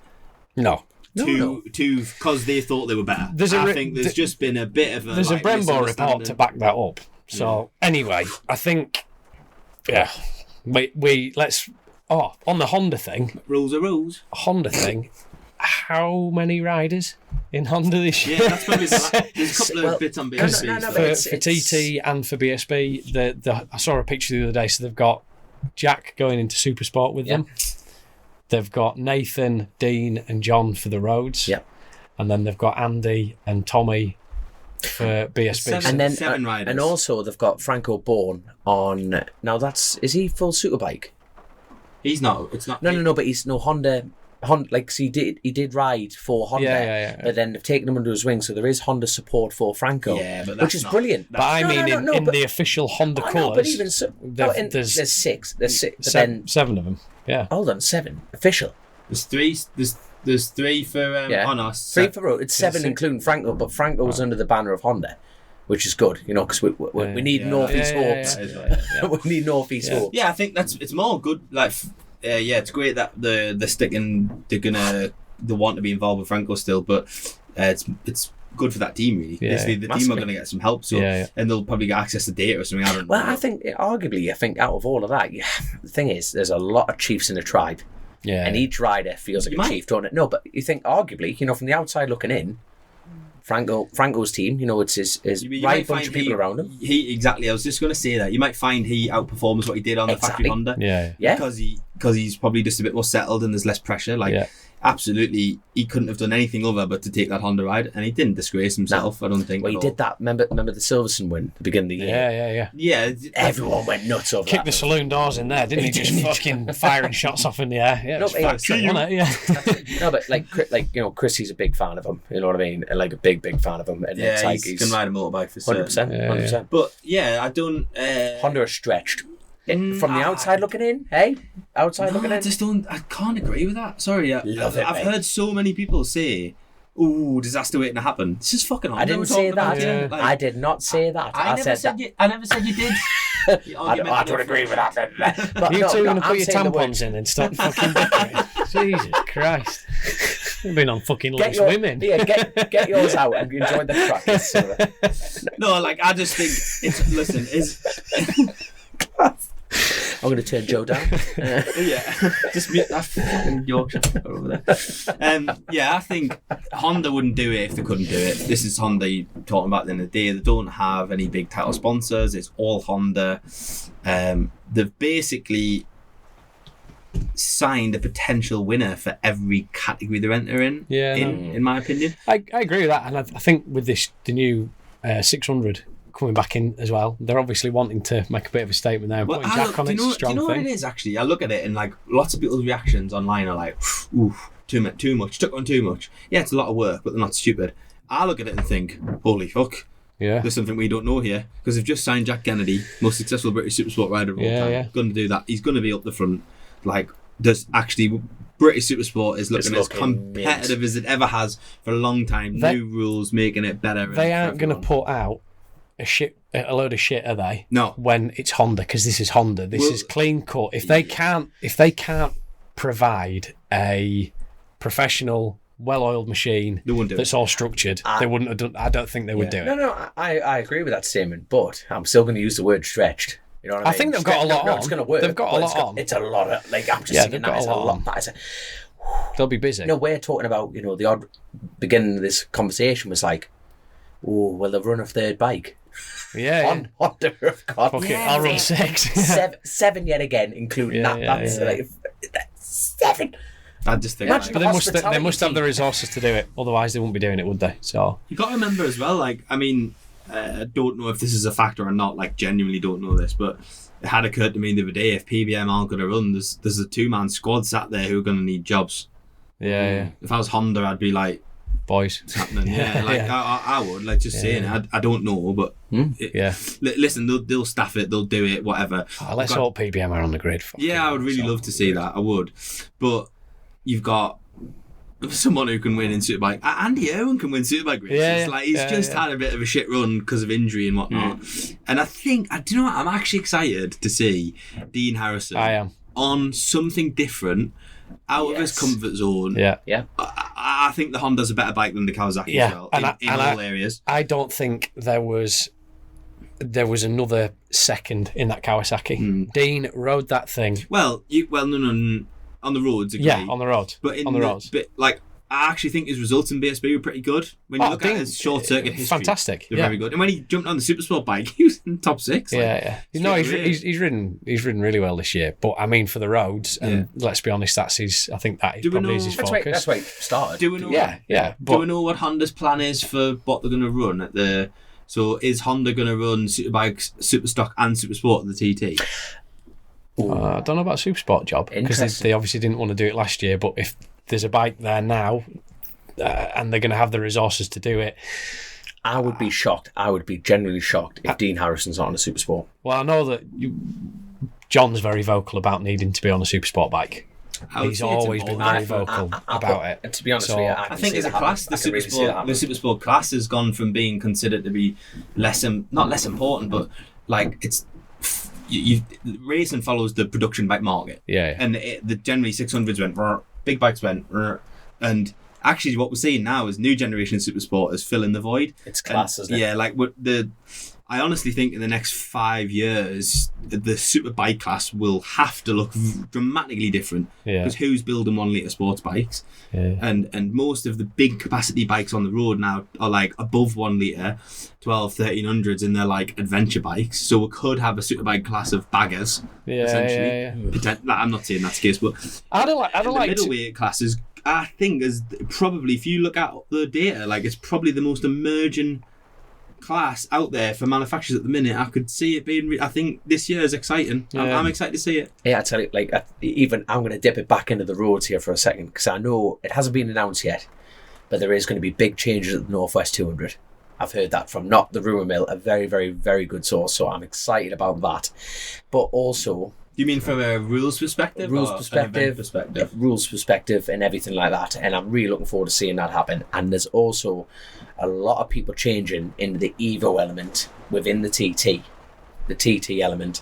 There's going to be a lot of fast lads. What do you mean? Changing bikes. Evo, what, like? Super Sport. You know, the Super Sport Evo class. You know, you're talking about. You mean the new generation? The new generation. Sorry, I made up a title there. I thought you meant Pathway Superbike. Actually, is what I thought you meant. No. So in regards to rules, there is some seriously fast lads who are changing flavours.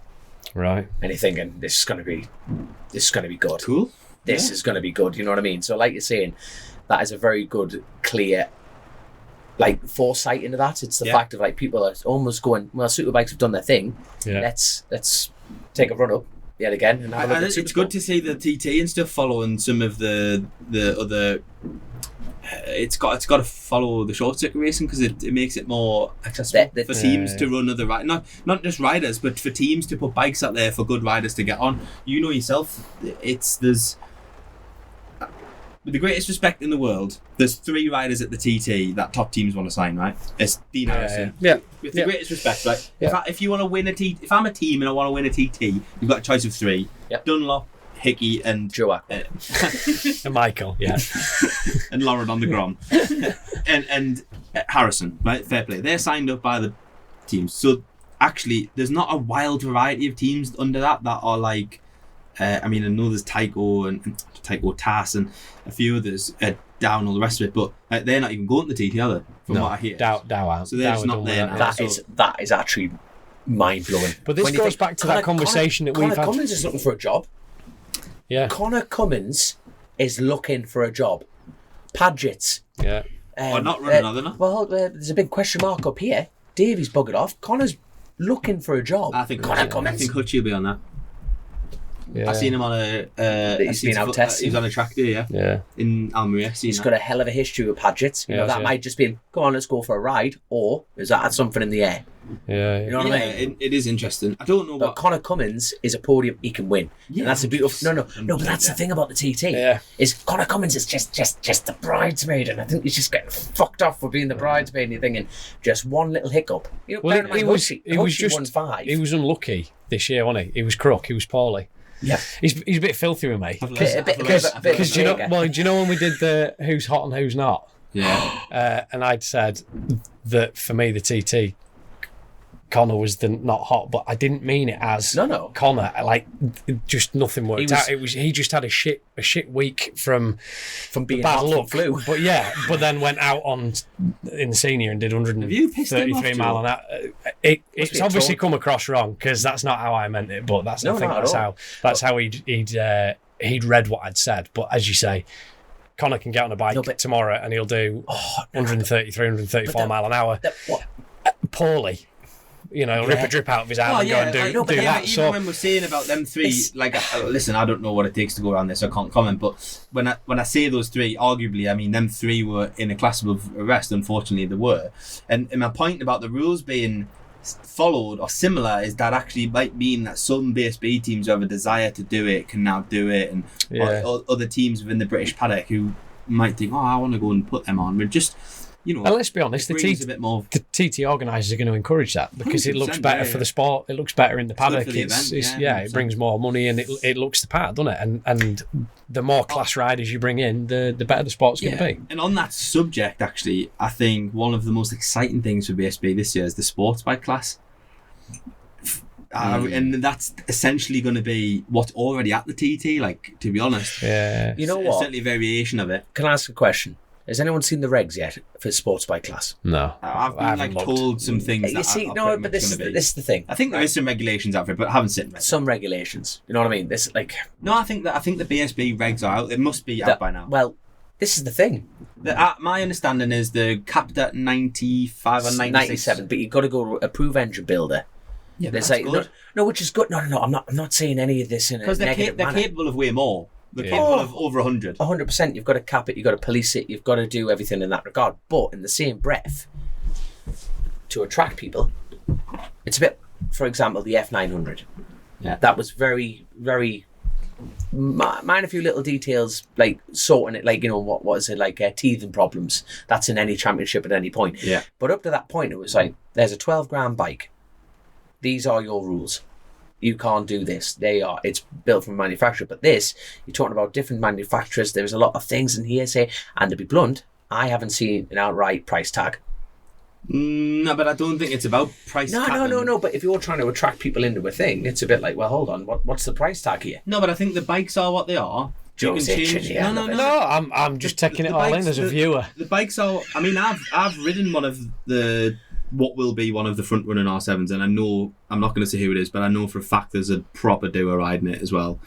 And I rode it at Donington. Kev Stevenson, Rev to Races R7 that he's built. He's going to be like the main. He's kind of like the official Yamaha. As far as I understand, Yes. he's like the main Yamaha, and he's worked for what was the McCann's team for years. He's been involved with Yamaha, and his son races one. He built one, which is the one I rode at Donington, and a few of the lads rode it. Was over the horsepower cap. It was over 100, I think. But it'll be obviously less. But they've got different yokes. They've got different link. They've got different. They've got all on Mechtronic. So it was like riding it on. It was fucking better than any super sport bike I've ever ridden. We're not arguing that. The bikes are good, but it's a bit like, now, please, if you listen to this or watching this on YouTube, and I am wrong, which is regular, please put it underneath, because I'll quite happily click on it and read the regs. But at the moment, Here's a question for you then. What benefit do you see that class bringing the championship over a stock 600 class? I'll tell you exactly the thing the biggest thing for me is you are going to get some well-experienced riders. Think about 125s in 2009. Yeah. And you had like doers and gonna be doers coming up, learning from these lads. You've never had that since 125 racing stopped and the age limited it for the right reason, because it was getting ridiculous, right? Yeah. Since it did that, you've never had it, and it shows now. I think when you see the etiquette of some of the riders coming through, and just how to go about certain things and their attitudes with teams and stuff like that as well. Being brutally honest, I think that sports bike class will bring that, because there is no age cap on it. No, and a stock 600. So you ride a stock 600. There's like not a lot you can really do to it. Yeah, they've got quick shifters on them. They don't have. You can't change engine brake and all of that stuff. You will be learning how to do all of that stuff on a lightweight bike, and then when you get on a super sport bike, you've like you'd be so much more educated. I think it'll be really, really good. And for young riders, it's fantastic. But for old riders, you know, we used to talk about like 250 Grand Prix, in 125 Grand Prix. The people built careers off riding little bikes. Yeah, 100%. And I think it's a crying shame we don't have it. And actually, I was very, very close to getting on a R7 this year. It hasn't happened because of budget. But I would, if I could make that happen, I would be there 100%. It is a fantastic class, and I would love to be racing in it. That is the most sensible, well put answer that you've ever given me. Well done.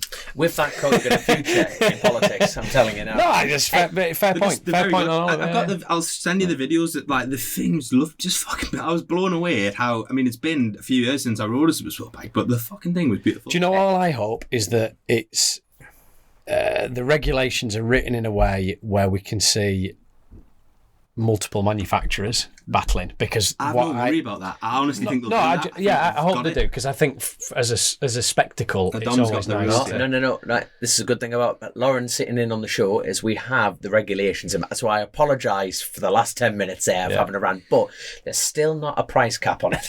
But there's need to be a price cap. No, but I'm just talking about, you know, it's. I'm comparing it in one instance against the F900, but you can compare against that against Superbike, and you can compare. There's always going to be that risk in there that somebody's going to come smoking in there who's used to run a Superbike team 5 years ago, come out the woodwork and say, "We'll have a do at that," and they chuck a shitload of money into it and then move the goalpost. It's always going to happen. The bike's got to have 96 horsepower. Because they'll just have the resources for everything, won't they? Yeah, but you could. There's not a class in the country that's price capped from a personnel and resource perspective. No. Fair point. There's nothing you could spend to make that bike more competitive than someone else's, in my opinion, if it has a horsepower cap. Yeah. That's the beauty about the new gen super sport stuff. You're saying, okay, so we're not building 600s anymore. So actually, what do we really need? Well, you can ride any bike that is in and around 150 horsepower. We need a class of 150 horsepower motorcycles. Yeah. Which is what they've done. Yeah. And capped it. Scott Smart is, and my understanding is Scott Smart is the man behind. He's a technical guy. He's basically spearheaded getting them rules perfectly named. And he fucking has, hasn't he? People could perfectly named for the job. Yeah. What's it? Scott Smart. Yeah. I can see big things. But even, people argue the Ducati's a lot quicker and all the rest of it, and it is. But at the end of the day, it's still got sim horsepower as. Look, it's great. There'll always be someone who goes, "That's too quick. That's this. That's that." And I know why. It's because when the fucking thing's driving away from you, you want it to be the bike and not you. Yeah. When someone's pulling away from you, you're looking for it to be that reason, aren't you? But no, like it's just, that will be a mint class. Just on the TT point as well, not to jump about too much, but Tom Birchall's announced his retirement, hasn't he, from the TT now? As a sidecar passenger with his brother, and massive respect. Yeah. Done a lot, achieved amazing things, and most successful passenger in TT history. Yeah. But his brother's continuing, I believe. Yeah. So I bet that was an awkward conversation. Imagine that around Christmas. How was your summer? Yeah. Well, fair enough. But I think that there comes a time, doesn't there? There was probably a few points last year where he just thought, do I fucking want to do this again? Probably not. He's got other things, and it can always go back. Everyone kind of labels it off. You retire, you scub, you underline. You may want to, you may not want to. Yeah. Don't know. We were talking about that at the beginning of the episode. At what point does it become too stressful or anything in that regard? He may just want to go down a different path. But I feel like I'm sending a message to Tom, like, you can come back anytime you want, son. Well, he's stepping out at the top of his game, isn't he? Yeah. And fair play to him, and I think from all of us as spectators and fans as well, thank you for your years of commitment to the job, because it's ace to see. Yeah, they're such a vital part of the GT. But the winners and the lap record holders, the history that they hold is phenomenal, and that is a big dent in sidecar racing. Yeah, definitely. Is there any? I think fair to say we've boxed off BSB there from us. I think we've been efficient with that. What do you reckon? I know that was quite good. That not bad for three morons. And what is there? If the Flaker was here, it would have been a lot. Is there any more TT news while we're on the topic? No. Well, the TT's entries open like a month earlier than normal. Can you stop moving my mic here? No, can you just stop? Just put your hands down, you silly fucker. Right. Anyway, so.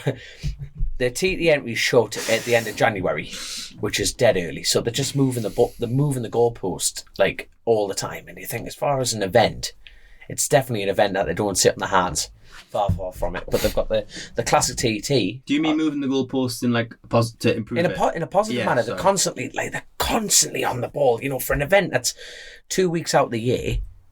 Isn't for them it's a full year investment. Gary, when he didn't understand how much of a full-time job it was, but it literally is a 365. But they're even like trying to push the Manx Grand Prix, like really trying, like they're bringing in extra classes on that side of things. Yeah, they're moving the goalposts.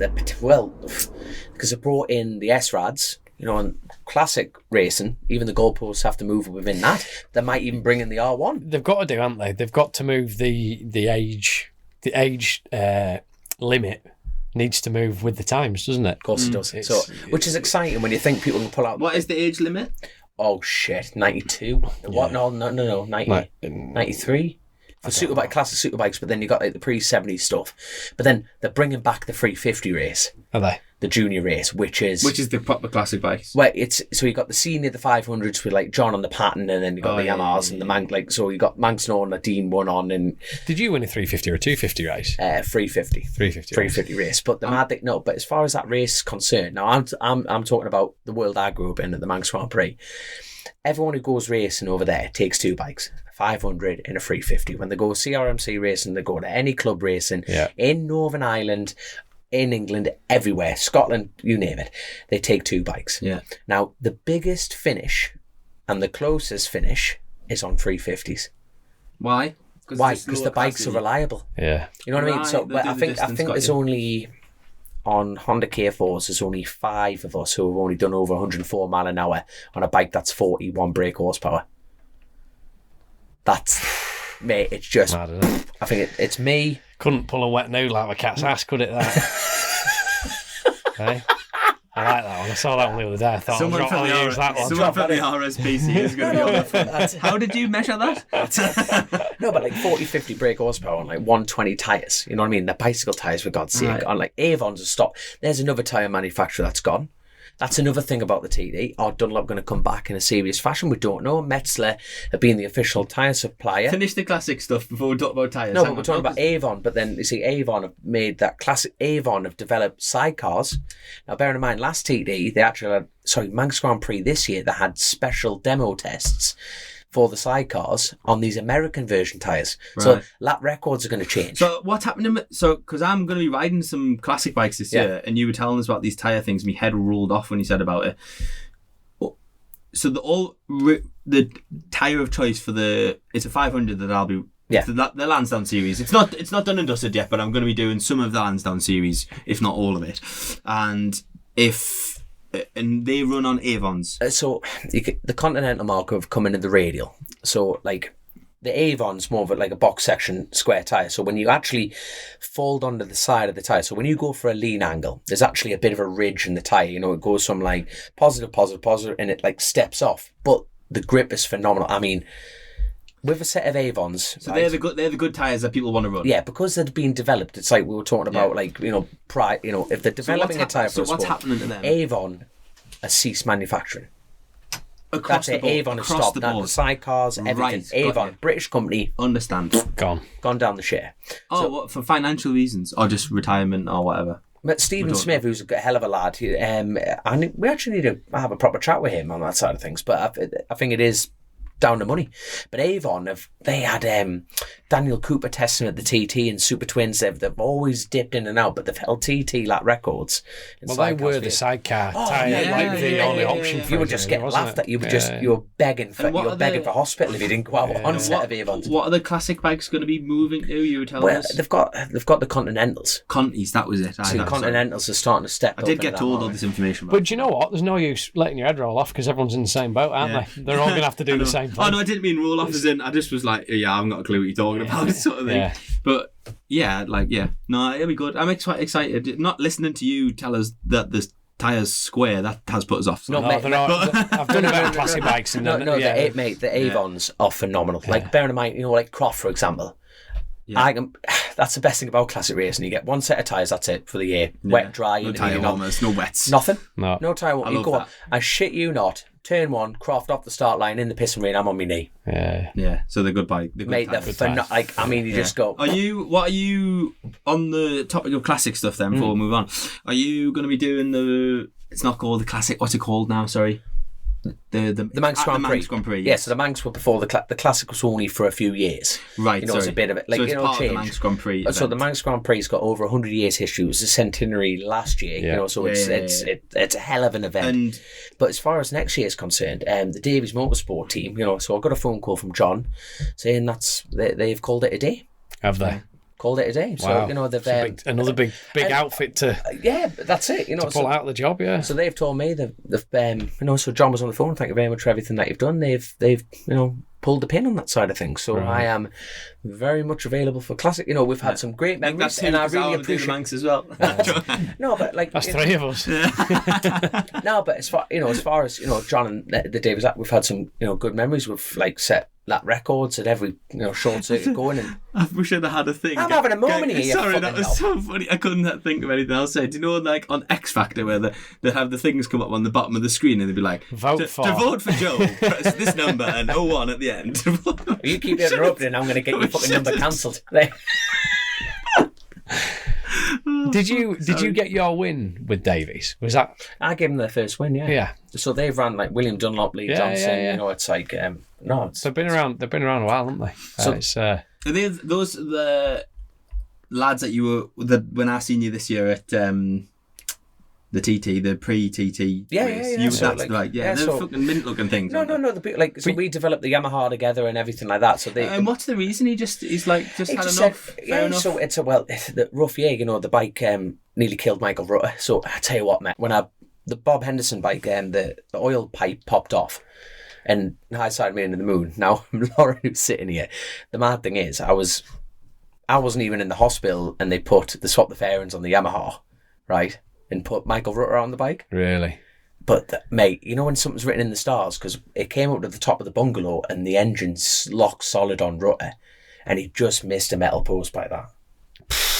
Oh, fucking And you hell. just think that weekend I was destined to come off. Yeah, You just yeah, think, yeah. You just think, in the same breath, you're lying in hospital. Yeah. Going, That's the downside to the classic bike job is that They're old. although they're not fast, people think, oh well, it's not that dangerous because Oh, the mate. speed isn't there. But the You are hossing on. danger with them is they're old motorbikes and they shit themselves for no oh no, but that explicable reason. especially when they're like such small capacity, you know what I mean? But no, I am good. We've had some right memories. You rode their modern. They ran you on a modern bike as well, though, didn't they? They rode Yeah, you through on the Belgrave lads Yeah. bought the bike, and unfortunately, it didn't. That it was a difficult year on that Yeah, side of yeah, things. yeah. No, we've But had the some- point is, they've been around a while, and Yeah. it's another well-established They've ran team some- within there. Of course, the history that Yeah. you've got, It's like probably- with William Dunlop, you know what I mean? William bloody Dunlop, Lee Johnson, they've had It's some sad. great It's memories. sad, really, because they're like, it's proper engineering that. Like, it's Yeah. when you look at them, you don't just buy a bolt for it. Like, they have to make shit, don't they? It's Oh, not- 100%. But you see, this is the thing we're talking about. They may come back. You never know. They've rang up and said they've had a difficult year, but Yeah. Yeah. they may just go. Just Let's try lost something a bit of different. love for the job. Yeah, maybe, that's and it. just As long as they have a haven't break. flogged the bikes, they'll be sat in the warehouse in the stables ready to That's go, it. aren't they? That's But, it. So no, we've had some good laughs, but unfortunately, John's rang us up and said we're gonna. and I'm calling it a day. That's So what John Dom's said to me. You're So- on the. I'm so available. You need something for that. Fair play. And then can we talk about? Well, we're talking about the TT. So before we move on, can you? I've said that 4 times now. Sorry. Can we move on? Can we move on? Can we talk about? Can we talk about If what you you're want to going vote to do? for Josh, see what we're doing. Can we talk about what you're going to do or not? Well, I'm still working on everything at the minute, so Okay. it's just, mate, let's get through this year, which is kind of over. I hate this time traveling Yeah. thing with the podcast. It does me head in, so we just need to get over that on the line. But the one thing on the what do you call it, the keyboard warrior list, and it's very vital that we get this in, is the future of like Top Rack on the BMW and Jonathan Ray hitting the Yamaha. Oh, we're going. So Dom just skirted that question. We're going to World Superbikes now. he did give an answer. He said he isn't sorted yet. Did I He give an did answer? say he said I'm not sorted yet. I'll give him I'm that just one. in a I'll give him wind that Dom up one. mood, man. Leave us alone. He's going to climb over that table, He's getting angry. and all we'll see I will is the shoot tail anything, I'm of telling that you. hanging out your mouth. You know that noodle he was talking about, the cat's ass? I'm just trying to get a bit of. I've been trying to Moving from classic bikes to the other end of the spectrum, Yes. World World Superbikes. Superbikes. Yeah. So we're going to see Jonathan Ray on a Yamaha, which Have you watched his Kenny Jones. vlogs? That's No. vlogs? His vlogs no, I haven't. from the I haven't. Jerez test. Like it just meant, yeah, just look. His vlogs are good anyway, but Is he going to do it? Do you know what I get excited about? Is seeing all those guys in different colours on different bikes. Yeah, it's I know. fucking, for me, that's like a kid at Christmas. You know, Yeah. just to see Jonathan Ray not in green Putting a and in Yamaha something t-shirt different, I'm yipping it up just to see that. I think Is it'll be. Bautista re-signed for Ducati? Yeah, think so. I think so. And I think, but I might be talking shit, but I think they are putting in another RPM limit on that Ducati God, right. to try and just All right, okay. rein it in a little bit. That might be complete bollocks, and I'm sure there's someone that'll pull me up on it if it's wrong. But I do kind of think it's maybe needed just to keep it exciting at the front, because that Ducati is so much quicker when it gets into stretching its legs. But it brings its own problems as well. I mean, like, I appreciate the BSB rules are different, but when you look at the BSB rules of how fast it is, like, it creates like, I know that's faster than that, but the Yamaha, for example, but it brings its own issues, doesn't it? Having a load more power can create its own. But I think it'll be interesting as well, seeing what we know. Yamaha haven't really changed anything for next year. I'm sure there's plenty going on behind the scenes, but have they? Or am I talking shit on that? I don't know, but sometimes just a fresh approach to things is what's needed, and somebody who thinks differently. And we've seen with BMW, they've got Bradley Smith has now become one of their test riders. Yeah, that's cool. That Frenchman, Gintoli. Sylvain Gintoli's moved from the CERT team in World Endurance Suzuki team. He was a Suzuki test rider in the MotoGP. He's been a Suzuki, and he's BMW moving now. across to BMW.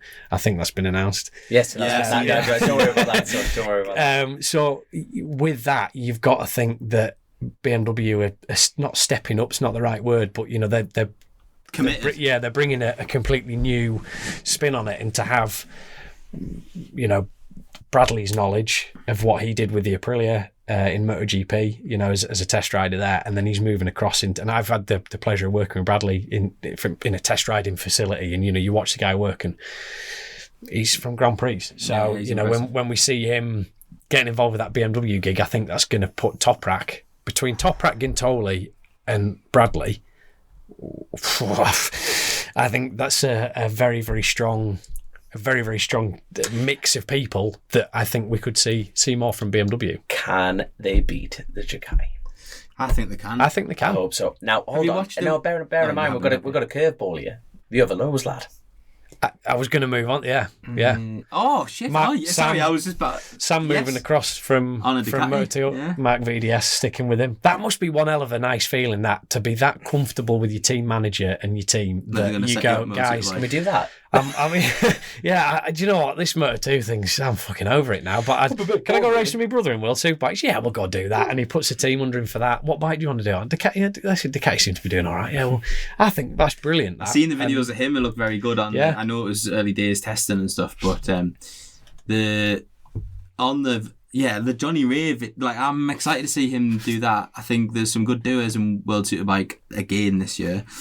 A bit of a shake up with teams. But the Johnny Ray's vlog was really, really interesting. Good insight into like what they go through and whatnot. First being with a new team.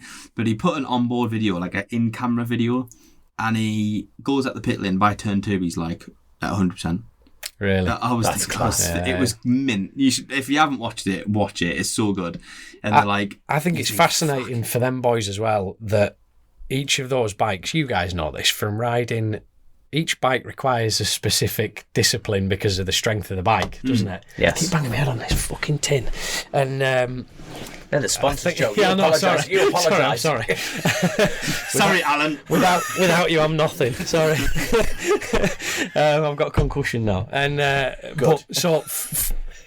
you think how long Johnny's been on that Kawasaki, and he's going to have to go and ride that Yamaha completely differently. Yeah. And the same from Toprak on the Yamaha moving across to BMW. He's now got to, maybe the discipline isn't the right way, but the strengths of that bikes, they're all in different places, aren't they? So if that Rottweiler gets in here and has my leg off, it's a sacrifice I'm willing to make. You keep working. Send the video in. Get 250 quid. So I think it'll be mega. I'm excited about that. Definitely, I'm excited. I think it'll Same be. with Toprak on the Beamer as well. Some footage of him on in Portimao. Well, he's already said, hasn't he? I tell you what, we're not far off. No. But he's not going to say, well, that was a shit out. Nothing went well. I didn't enjoy myself. I think he would, though. It looked good. Like, I know you can't tell. I don't know what lap times were, but there's a video of him doing... We've all been on a no limits track day, right? They know there's no fucking about, there's no wheelies, there's no messing about. They are on a no limits track day, like before another test, and he does a massive stoppie all the way down the pit lane, and he's like, "Rrr," and then as he lands, you just in the video, you just see this woman with a no limits top on steaming over to him, and I'm like, he's gonna get a bollocking for that. I love it. I thought it was fucking excellent. It was so funny. Who the fuck do you think you are? Who do you think you are? Bloody top rack. Oh. But he's humble enough he'll just take his bollocking and apologise. Yeah. Oh, yeah, sorry, I didn't realise. Yeah, it was so funny. I just thought, I've been on the receiving end of them bollockins for messing about on the track day. Did you like seeing that Ducati in yellow, by the way? Yes. Yeah. I did. I had a few people that said, oh, it's supposed to be red, this, that and the other. I've got a yellow Ducati. Yellow Ducatis are mega. Yeah, I think it's just they're fucking brilliant. Definitely agree. Yeah, Yeah, I think they're... We look good all in that. The Mark VDS colours will look mint as well. Oh, I can't yes. wait to see one that in one Yet again, proving that test bikes are sometimes better looking than the actual bikes. Oh, I agree. Loved it. But Yeah, don't you think I like the livery thing between World Superbikes and Grand Prix? The livery, the way it looks to your eyes is completely different from the two championships. It's because of the way the bikes look like fucking spaceships now, don't they? Yeah, no, yeah, but even just like the colours and the way they brand them, I think in MotoGP they're just, or particularly Moto2, I just think they look better. I like all the different colours. The different... are a bit old school, aren't they? Do you like the yellow number boards and stuff? Yeah, I just think they're cool, and I think it'd be nice to sort of get that Mark VDS team will have a hint of the Moto2 GP kind of liveries that then go into the more boring corporate World Superbike stuff. I think that would be cool to see as well. No, and it'd be good to see Sam Lowe's up there. Sam and Alex. I think he'll be top 3. He'll be fast. He'll be top 3 without a doubt. Do you? What, straight off the bat? Yeah, top 5 straight away. Top 3 within a couple of rounds, I would have said. That's not putting anybody else down. Just he's world champion material. Well, he's a world champion. Yeah. You forget that he's going back to his stomping ground, isn't he? Now, is that going back to World Superbikes, or is it a side sorry. in terms of Take that pattern. no. In terms of going back to like the championship, like World Superbike was where he got his teeth, wasn't it? In World Supersport, and then he went off to Grand Prix, and I just mean he's sort of back in that environment. Yeah. No, it's not backwards. I don't think it's a backward step at all. Depends who you ask. And we should touch on MotoGP. I was about to say we're kind of nicely working through the 2023 ranking here, and let's cap it off before we move on to the Patreon questions. Yeah. Well, I made notes before, and the only thing I wrote down was Marquez to Grassini, because that's about the biggest and only thing to talk about, isn't it, really? I think. But the satellite teams now can win MotoGPs. But do you know what's funny? I want to be the first one to do it. Like, I actually wanted Bagnaia to win this year, just because I want Marquez to be the first satellite team to ever win one. Right, rather than Martin win on the Pramac. And I like Martin. I thought he was good, and he deserved to be a champion as well. It was a tyre that let him down, wasn't it? That's basically what was said. Yeah. He, I just think so. Is it TNT that own all the rights of it now? Is it? Yeah. Yes. So their subscription thing will have gone through the roof, because now we're going back to having to watch every single MotoGP practice session, because Marquez will have his helmet down. Well, they won't be getting 55 quid of my finest earned pounds. I can fucking assure you of that, paying to watch it. But you're getting a legal stream. I'll hook it up, don't worry. Dodgy box and shields. Sick of paying for fucking subscription Disney Channel and fucking embarrassing. You have kids, mate. Get over it. But MotoGP is going to be... Got myself into this mess. It's always exciting, but I just feel like it's gone up a level again, isn't it? Again, like, do you know what? I feel like Marquez is back. I didn't watch a lot of MotoGP this year. Yeah, I was sort of bored by it. I was just, but I wasn't really interested. But I think this is something that is enough. Yeah, everyone's rubbished him, haven't they? Or a lot of people have rubbished him. He's past it. You know, the new young lads are here, and it's like.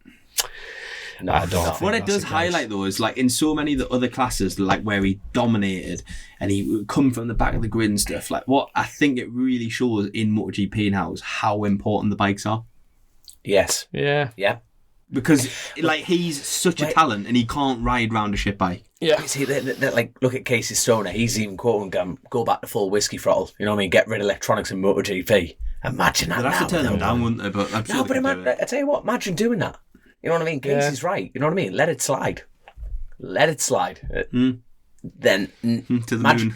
I might watch it. I might pay. I might pay 55 quid for that. You would though, wouldn't you? Oh, I would for full gas, yeah. You would. Of course, that's the thing. But I want them to just come back on the aero job a little bit. All the squat, and I just feel like it's going a bit too much. And it's just my opinion, and they're like arseholes, aren't they? We've all got one, but it just turns into a little bit into the F1 job of the manufacturer's race, and I want to see racing.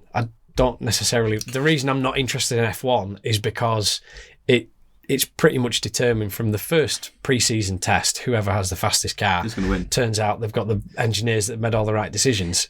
Not they're a victim of their own success, aren't they? In that way, and I do think so. Do I agree that MotoGP should be the height of engineering when it comes to motorcycles? Yes. Yeah. Do I think that the direction that engineering's going in is starting to make ridiculous. MotoGP lose its appeal? Yeah. Well, it's Yes. lost its ability to be relatable because nobody needs a whole shot device or a squat device on the exit of a cotton. Like, all of that stuff is... 10 years ago, they used to control temperature on 125s with tape. Yeah.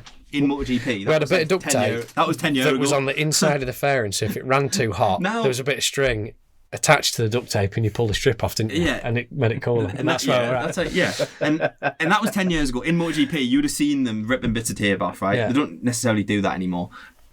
But they still use tape on radiators. Yeah. I'm not saying they don't do that. But now we'll have to watch fucking Jack Miller fiddling with these buttons so that his arse falls on the floor when he comes out of a turn. It's like... It's just a bit... I don't know. Like, I get it. And it's making them go quicker and all the rest of it. But I'd love to just see... I mean... But do you think the racing is any more exciting for that? Because... Well, yes, but it's not... Some of the most exciting motorbike races I've watched are from the late 90s, early 2000s. Yeah. And those bikes weren't a patch on it, but the racing, the spectacle of what you were watching was more exciting than what you see now in the manufacturer battles of he's got more wings than I have. I do think they could simplify a little bit more a bit of simplicity would go a long way. Yeah. But it's such a fine talking line. like the Suzuki before they got rid of it. Remember how simple the Suzuki MotoGP Yeah, the Suzuki bikes, was, you know what I mean? and that John sort of Muir won a year world and- championship on it. Yeah, that era kind of just Yeah, we're don't go talking 2 years ridiculous. ago. And that's what I mean. No, but it's- yeah. But they still had That's wings. when it was and stupid. They still had wings in these scoops, and I mean, you see them on road bike. Every road bike's got a wing now. You're not. I love it. Yeah, I love a wing. I like all that. Yeah. I'm But not- to a degree, like the BMW now is More wings. looking a bit. More wings. I don't mind the aero to an extent, but I just think you look at him now and you think Well, the next thing will be active aero, I think. that So, like, that Aprilia they'll have wings fin, like planes. that Aprilia fin's nearly on the ground at maximum lean angle, isn't it? Sealy At the front. Sealy can hit it off the curbs and the floor.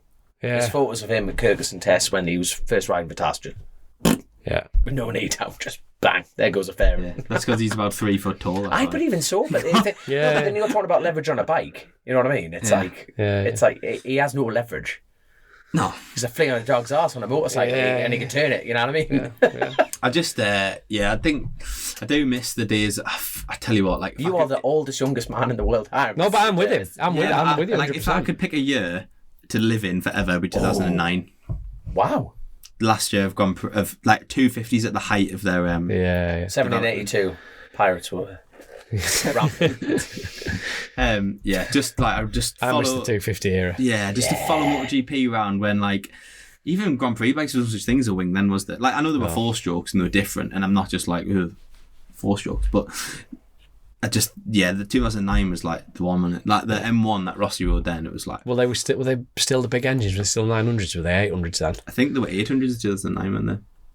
I like the last year of the 900s. 990s. Yeah, 990s when, like, because the Ducati... Was that they got 2008 when they did that? Yeah, I don't know. Had a lot of bangs to my head since then. Yeah, Anyway, I think we've done a pretty good job of rounding the job off there. I know we're going to get Conscious of told. We're time going to get told off by from Grace our for boss. this. Yeah. How many 100%. how long is it? Mate, you don't want to know. This is the second take. You do not want to know. But I tell you what, as far as the Patreon list, naturally we always go through the questions. So I think it's only right that we read out some names. So thank you so much, Duncan, Harry Bell, Jason, Photostrada. We've got Luke. We have Thomas Clemens, Tony Rose. What a man, what a hero. Dean Webster. Oh my giddy aunt. Pull up your phone and start reading out some names, because Lars, is that we did this years ago, me and Chrissy, and we ended up saying some Irish bloke name totally wrong. It was funny as anything. But Lars Christiansen, nice Rob save. Pilliner, Love Andy, Glenn Morton, Andy Sticks, H. Maggie Day. Oh, right. Oh, yeah, actually, Sticks has got a good question. If you could spend a race weekend as a guest in any team's rider's garage, any class next season, Who would it be and why? Well, like that. I'd love to spend a day with Travis Pastrana. No, Grassini MotoGP with Marquez. There you go. Probably Jonathan Ray in the Yamaha squad. Yeah, I like it. That is a cracking question. I just like Johnny Ray as well. I think he's cool. Or at the Honda garage just to see the chaos. how under resourced they are. PTSD off that. Yeah. Love it. Absolutely love it. Wings. Plans for next year. We've talked about that. Thank you very much, Maggie. Thank you, Alex Spratt. Harry Bell had the bucket list question. We've answered that really, but what a cracking question. That is a good one, isn't it? That is a good one. Andy, good man, all the way from down south, Devon area. We've got Jim Travers twice over. Is Joe having another crack at the TT? Where's he said that? Right, he said endurance, but I'm asking TT. All right, yeah. I'm changing the question, Jim. We ain't got anything finalised. So would you go back? Would I go back? Yeah. Is this world endurance or TT? For what? For what? TT. We know you'd go back to endurance. We know you would. TT. Yeah, I probably would, yeah. But things would just have to be all in the right place and the right things going on. Yeah. And I don't honestly see that anybody's going to do that for me or give me that opportunity because new year, Joe. But I'm realistic. I'm realistic as well. Stop being realistic. Depressing me. Let's talk about high hopes here. Well, it's it's definitely, it's one of them things, and it's under your skin, it's in your skin, it's That's amazing. Anyway, go on. You got a question, Josh? Is this off the Peter on list? Luke. Just straight Luke. Question. Yeah, it just is Luke. Question for all the hosts. What is your favourite corner in the world? End of the back straight at Paul Ricard, because it's fast. You go telling me about 200 mile an hour, you go back 2 gears, and it's mega. Love it. Yeah. I'm trying to think. Yeah. I'm going to pick a really crap one. Melbourne Loop. I'm going to say the last corner at Valencia, because it's just hard work. But fun, and you're like, oh, you shouldn't be doing this. That left-hander up over the hill. The left, and you're going round and round, and you're like, holy fuck, and then it goes downhill and you can't stop, and you're like, ah! Or Rouge at Spa, that's special. That's special. I don't like... and what's your worst corner? Is it Blanchimont, the fast left-handed right at the back of the track? Just Spa. That was like, Del Boy, like, oh, Monge too, Ronnie. Oh, yeah, that one. Old Rouges. Old Rouges, special. The bike just... It's like a safe Bray Hill, isn't Have you ridden there? Yeah. Yeah, I've not done I got on the podium there. I've not done that. It's good in a big bike around there, Yeah, I can imagine. What's the worst corner? Oh, that last fucking horrible left-hander at Snetterton. Yeah. For riches. That's the point. You come around Coram, don't you? And it's just like, why do I have to even do this to finish a lap? I tell you what, like I'm gonna change my answer from Valencia to Carena. Actually, Carena's a mint. Carena's lovely. Carena's mint. Yeah. When you get that right on a small capacity bike, 600, it's mint. Yeah. I like that. I do like that. And then I like Charlie. I like the turn one at Cadwell as well. Up the hill. Yeah. Batteries. That's one of the batteries before the rest of them die. Jess, he was down at the flat track day, and I'm not reading out. He's got a lot going on that question. Stephen Moore, all the way from Durham. What a man. Pink Panther country. Honestly, we've gone through all of these. Julian Rose. Is it true that Dom is selling the BMW to fund his hair gel addiction? No, you need some new sunglasses. Julian, you are banned. We've answered like a lot, just to call people out. We've answered a lot of people. So like Jim Travers here saying about BSB, Honda, like a manufacturer putting a BSB and the roads. Like, yeah, we've obviously talked about all of that. He's asking about your short circuit stuff, Dom, but obviously that's not decided yet. He's asking about you going to endurance. You would love to, is the answer to that. That's where I want to be. I haven't been able to get a definitive answer on what I'm doing next year, but I want to do World Endurance again next year, and I'm trying, and I'm talking with a couple of possible options, but fantastic. I'm dealing with foreigners, and nobody wants to. Anyone outside of Yorkshire's a foreigner to you. Do you know what? I'd love to be back on that Metis again. I really enjoyed that. I think, the group of people, a lovely group of people. Is that where you're putting your main focus? Yeah, but they're not giving me an answer at the minute because There's two things. They're building the Honda, which is a massive undertaking to do that. So the bike is a Suzuki engine, and everything built around that engine is built around that Suzuki. So for them to change to a Honda, they have to redesign everything, which is a fucking monumental task. Yeah. Are these the lads in your vlog? You know, that listen to the show and met Martin and everything like that. They French listen lads. to Gabriel Pons and Ludovic Rizza. Yeah. But they're just ace lads, and I really enjoy my ringtone.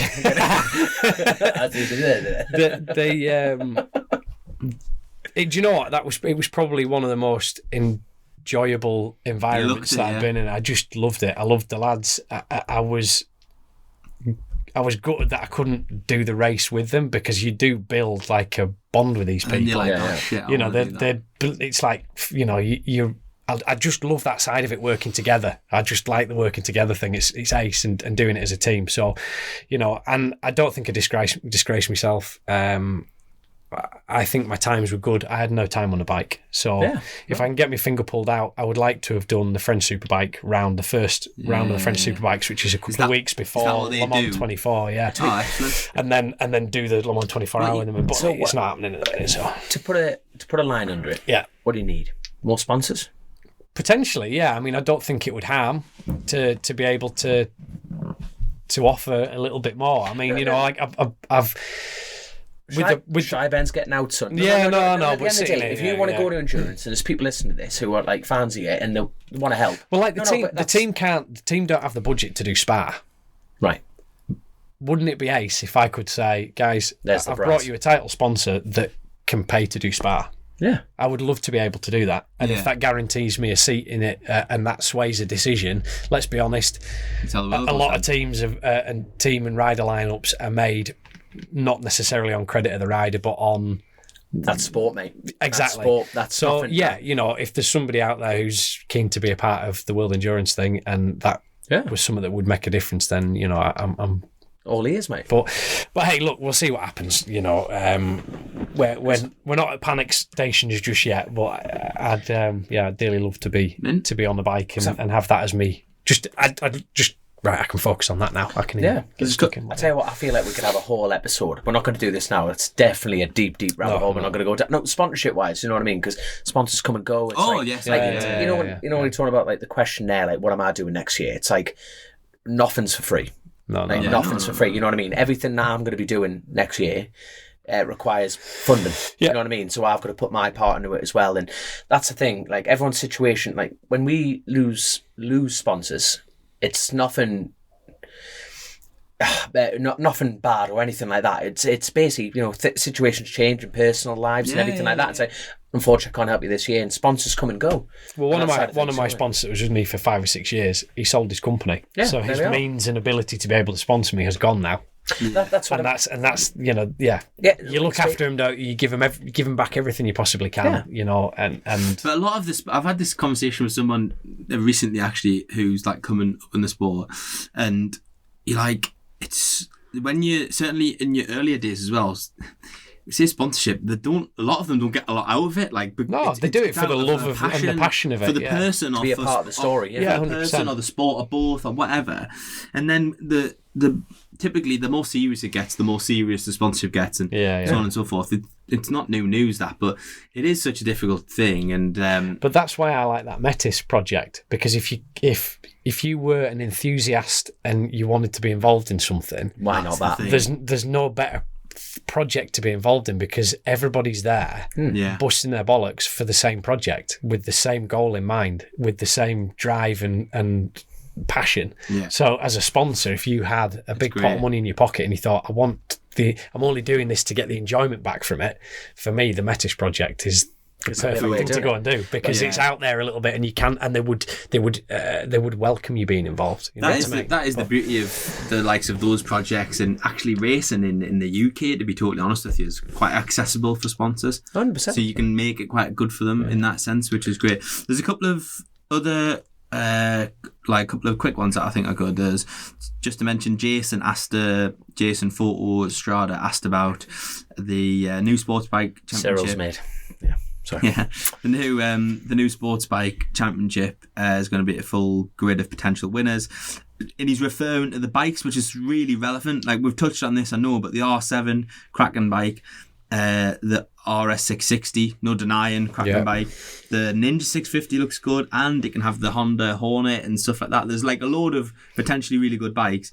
He's also asking about, Tom, obviously you just touched on that about announcing 24 plans, and Josh, are you going to be doing any racing? I'm going to be racing some classic bikes, but nothing 100%, nothing to hide there. Just I'm going to be racing some classic bikes and hopefully on some Nortons and stuff like that as well. So. But that's the thing, we're talking about, like, even before we call it curtains drawn the show on that side of things. But in our sport, in general, but particularly our sport, if we didn't have sponsors, this would not be happening. No. Christian, top end superbike rider. Yeah. Even though he's not reliable and flakes out. Not all joking aside, no, but he has sponsors. Yeah. And, that changes. You need sponsors. I desperately need sponsors. We all do, yeah. But without sponsors, without our patrons asking these questions, without Alan, without Bennett, just without I'm going to get these initials right. They're brand new. JCT. I'll tell you what, my favourite thing about JC Truck and Trailer Rental is he sponsors Lee Johnson. If that doesn't say one thing, it doesn't say anything at all. He's got a sense of humour. You know what I mean? He's got a bit of crap, but he got in touch with Grace and just said, "Look, I want to help the show out." Brilliant. And that's what an amazing man. He's like, "No, I just want to help out." And you think, what if? Yeah. That is exactly your point. People want to be in it for the right reasons. Yeah. I think that's amazing. Same with this particular episode, like sponsor and. It's Ability Energy. He's a sponsor of Jamie Lyons, sponsor of Keith Farmer, and the whole family are involved. It's that environment. But when people like that cease to be involved, the sport dies. 100%. Yeah. So it's driven thank by you from passionate all of us, individuals, because without you guys, we aren't doing it. Yeah. Exactly. Yeah. And to be honest, I think that is a beautiful way of tidying the show. But thank you for 2023. Yeah. Again, to Bennett's and OMG as well. Obviously, Bennett's doing the bike social stuff again next year, which actually for anybody who in the sort of like support classes of BSB is something to consider, actually getting your sponsors involved with bike social, because in terms of the access and things that you can get, it's actually an amazing thing to be able to provide them. So go and encourage them to be part of bike social if they're going to come and sponsor you and be at events and stuff. Like, obviously it's open to everybody, but it's a really good it's an amazing experience. Like, you don't get that anywhere else, do you? And another opportunity, we are down with the OMG guys at the Birmingham Car Show, which is that the XL? No, the XL's in London. Yeah, NEC. Thank you very much. So they've got the car show down. Autosports show, is it? The Autosports show, that's right. So OMG have got a big stand up there. So me and Grace are going to be down, and that is the weekend of the 14th and 13th. I'm looking over here. I'm going 14th, 13th because I'm in January. Because I'm in eye surgery on the 15th. That's why I've got to fly back home for the 15th to get a bit more spend of the NHS's budget. So no, but like I said, we're going to be there selling merch. We've got calendars available, hats, caps, everything. Well, a quick spin through the calendar. No, you can't, because we're not putting it on air for everyone to flick through YouTube. They have to buy. You can have a look after it, son. You can have a look after it, and obviously, at the moment, all the Chase and the Race and Chrissy's blend of Quick Shifter coffee, that limited edition element, absolutely flew off the shelf, which is sold out immediately. Sold out immediately, and it just shows that Chrissy will. It's just such an influence, and he'll never not be. And without Chrissy, we wouldn't be here. So I feel like we need to tidy up that there. Yeah. Merry Christmas, lads, and Happy New Year. Happy New Year. Happy New Year, everyone. To all of you. Love you all. Stay tuned. Don't skip the adverts.